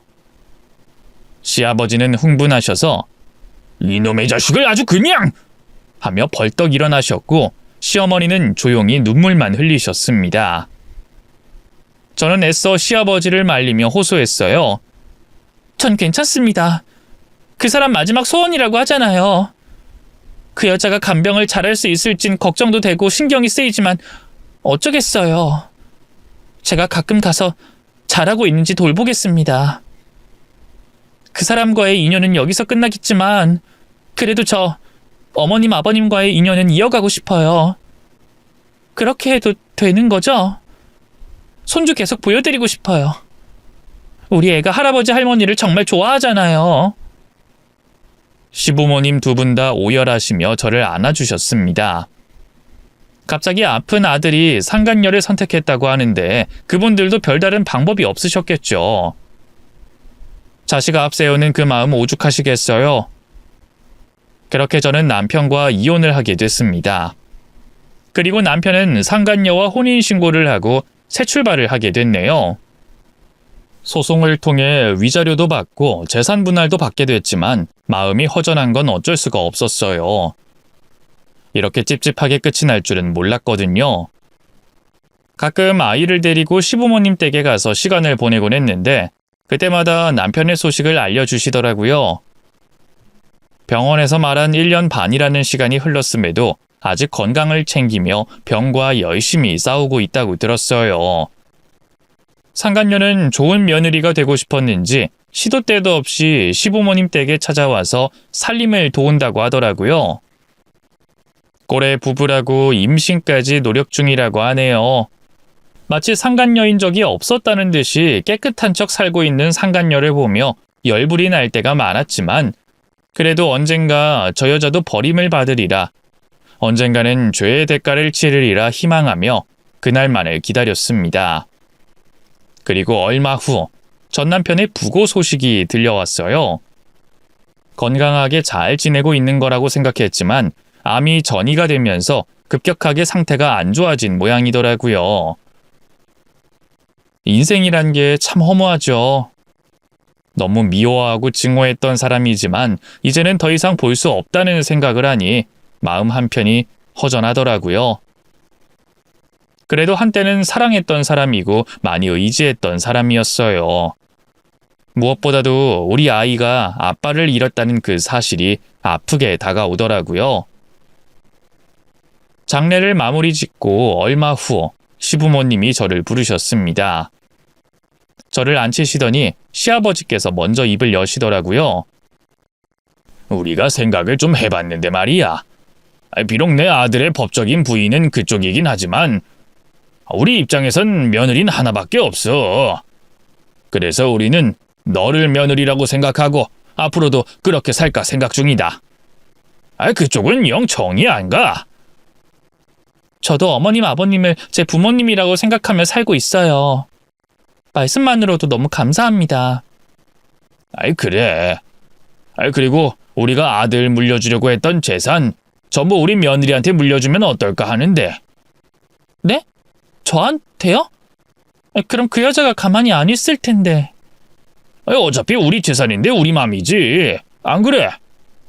우리 손주 낳아주고 키워준 며느리가 제일 고생하는데 당연히 우리 며느리가 이 집안의 기둥이지. 상간녀가 간과한 게 딱 하나 있었죠. 시부모님은 완전히 제 편이라는 것을요. 남자의 마음만 사로잡으면 모든 게 끝날 줄 알았겠지만 그게 끝이 아니었죠. 시부모님은 재산을 상간녀 따위에게 줄 수 없다며 아들 몫을 저에게 주기로 하셨고 운영하고 있는 사업체 또한 잘 가꿔서 손주에게 물려주시겠다며 걱정 말라고 제 손을 꼭 붙잡아 주셨어요. 제 앞에서 변호사를 대동해서 서류까지 작성해 주셨습니다. 그때는 저도 감격해서 눈물이 나더라고요. 시부모님께 들었던 상처되는 말들이 눈 녹듯이 사라지면서 감사한 마음밖에 남지 않았어요. 시부모님이 마련해준 넓은 아파트에서 생활비를 지원받으며 그렇게 저는 아이 교육에 힘을 쏟을 수 있었습니다. 뒤늦게 자신에게 떨어지는 돈이 한 푼도 없다는 걸 알게 된 상간녀는 저에게 연락을 하더라고요. 가볍게 무시했죠. 그랬더니 그날 밤 시어머니께서 제게 연락을 하셔서 빨리 좀 와달라고 하시더라고요. 아유, 지금 집안이 엉망진창이다. 좀 와줄 수 있어? 허겁지겁 시댁에 갔더니 글쎄 상간녀가 개거품을 물고 대성통곡을 하고 있더라고요. 뭐가 그렇게 억울한지 바닥에 털썩 주저앉아 고래고래 소리를 지르고 있었습니다. 술 냄새가 풀풀 풍기는 거 보니 만취 상태인 것 같았어요. 내가 그 사람 간병도 하고 임종도 지켰어요. 근데 왜 나는 아무것도 안 주냔 말이에요. 그리고 왜 이 집에서 쫓겨난 며느리만 재산을 받냐고요? 너무하신 거 아니에요? 저는 뭐 첩이라 이거예요? 조선시대 때도 후궁한테 이따위 대접은 안 했어요. 아무리 내가 굴러온 돌이지만 엄연히 법적인 며느리인데 너무 푸대접하시는 거 아니에요? 하늘에서 내 남편이 보고 얼마나 원통해 하겠어요. 아무튼 저 이 결정 반대합니다. 얼른 돈 주세요. 저한테도 권리가 있어요. 저 그 사람 간병하느라 가지고 있는 돈 다 썼단 말이에요. 며느리 거지 만들려고 작정하셨어요? 정 싫으시면 간병인 썼다 치고 시급 계산해서 노동비라도 주세요. 네? 제가 일한 대가라도 주시라고요. 시아버지는 화가 나셔서 어디서 시부모 앞에서 술주정이야? 하고 소리를 지르셨고 상간녀도 질세라 같이 소리를 질렀어요. 아주 난장판이었죠. 보다 못한 시어머니께서 중재를 하시며 저에게 도움을 요청하시더라고요. 결국 제가 상간녀를 끌고 집 밖으로 내쫓았어요. 정신을 못 차린 상간녀는 한참 동안 실행문을 두드리더니 결국엔 중간에 술이 깼는지 어쨌는지 조용해지더라고요. 결국엔 상간녀의 목적이 돈이었다는 게 낱낱이 밝혀진 순간이었습니다. 시부모님도 이 모습을 보고 혀를 차시더라고요. 시어머니는 조용히 눈물을 흘리시며 나지막히 아휴, 이 못난 놈, 하필 이런 여자를 하고 읊조리셨어요. 이제는 정말로 상간녀를 다시는 볼 수 없을 거라 생각했는데 제 발로 제가 있는 곳으로 찾아왔더라고요. 뭐가 그렇게 당당한지 고개를 빳빳이 들고 절 쏘아보며 따지더라고요. 내가 이 집 며느리고 부인이에요. 이젠 내가 본처라고요. 우리 시부모님을 어떻게 구워 삶았길래 돈이 다 그쪽으로 갔어요? 내가 구워 삶은 게 아니라 그분들의 결정이 그러한 걸 나더러 어쩌라는 거지? 양심이 있으면 토해내요. 설마 그거 다 받을 생각 아니죠? 애초에 그 돈 다 받은 것 자체가 잘못된 거 아닌가? 집안 어른이 주시는데 그럼 받아야지 거절해? 하, 어이가 없네. 이러려고 여태껏 붙어 있었던 거죠? 그 사람이 나 만나는 거 알면서도 모른 척한 거죠?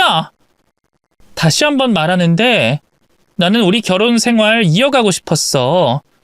버림받은 건 나야. 피해자도 나고. 왜 여기 와서 돈을 내놓으래? 섭섭하지 않게 줄게요. 내가 8, 그쪽이 2.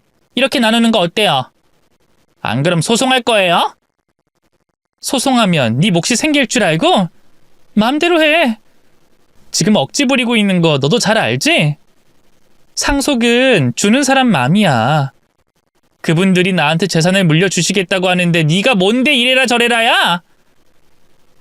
너 설마 돈 때문에 그 사람 곁에 붙어 있었니? 하, 아주 속물이 따로 없네. 따지고 보면 네가 나한테 돈 줘야 하는 거 아니니? 내가 너 때문에 받은 상처가 얼마나 깊은지 알기나 해? 헤어지겠다고 울고불고 매달릴 땐 언제고 나 몰래 아주 재미나게 연애질했더라? 그건 지난 일이잖아요. 그리고 남편이 땀만 품게 내버려둔 그쪽의 잘못도 있지 않나?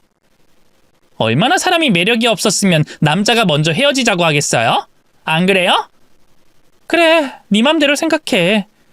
너나 나나 비슷한 인생이지.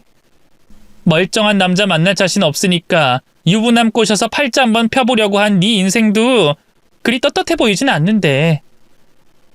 얼마나 사랑에 확신이 없으면 시한부인 사람 간병까지 해줘가며 사랑을 구걸했겠니? 너도 참 불쌍한 인생이다. 불쌍한 인생이면 좀 도와주던가요.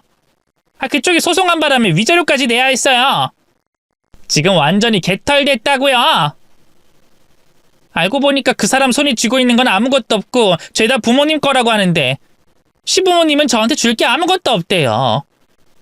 그럼 여태껏 내가 한 노력은 다 물거품이 되는 거잖아요. 그 사람이랑 만나서 나눴던 시간, 추억, 사랑까지 전부 없던 일이 돼버렸다고요. 저한테 남는 게 아무것도 없는데 어떻게 살아요? 그쪽은 결혼 생활이라도 길게 했지. 난 겨우 2년 한 것 때문에 유부녀가 됐어요. 사별한 여자가 됐다고요?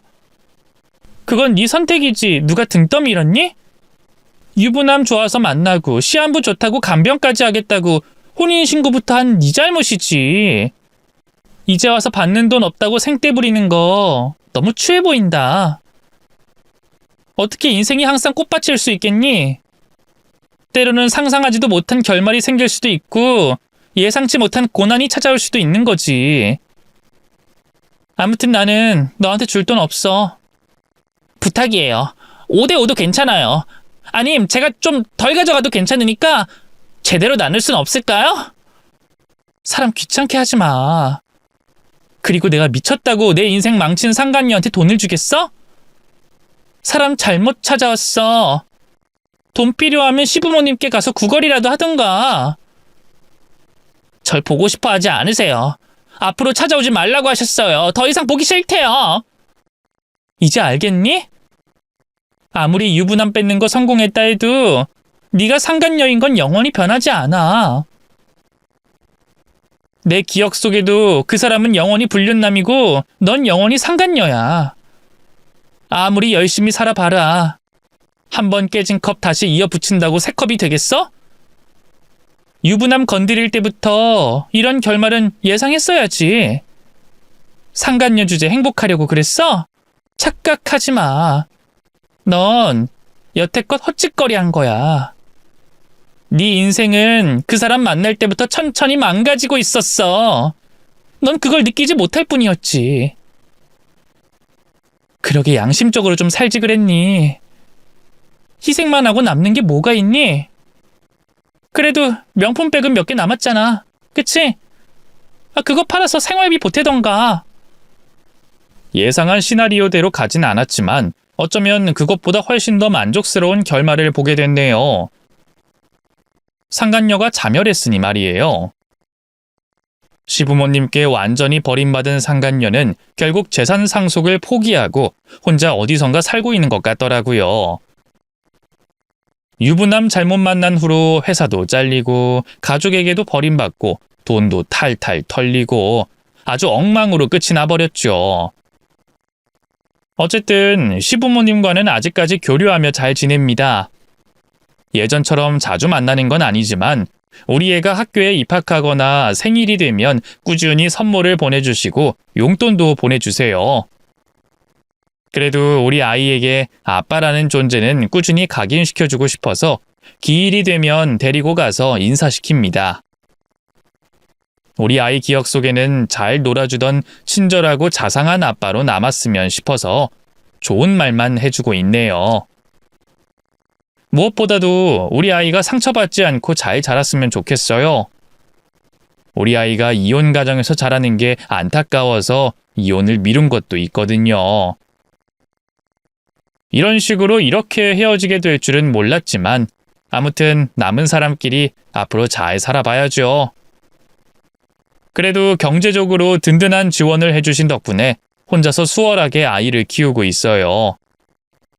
비록 남편 때문에 힘들고 불행한 날들을 보냈지만 또 한편으로는 남편 덕분에 내 목숨도 아깝지 않을 아이도 갖게 되고 지금 누리고 있는 것들에 대한 소중함을 알게 됐네요. 이런 게 인생이 아닐까 싶어요. 저를 많이 속상하게 했지만 가는 길은 외롭지 않았길. 지금 있는 곳은 평안하길 바랄 뿐입니다.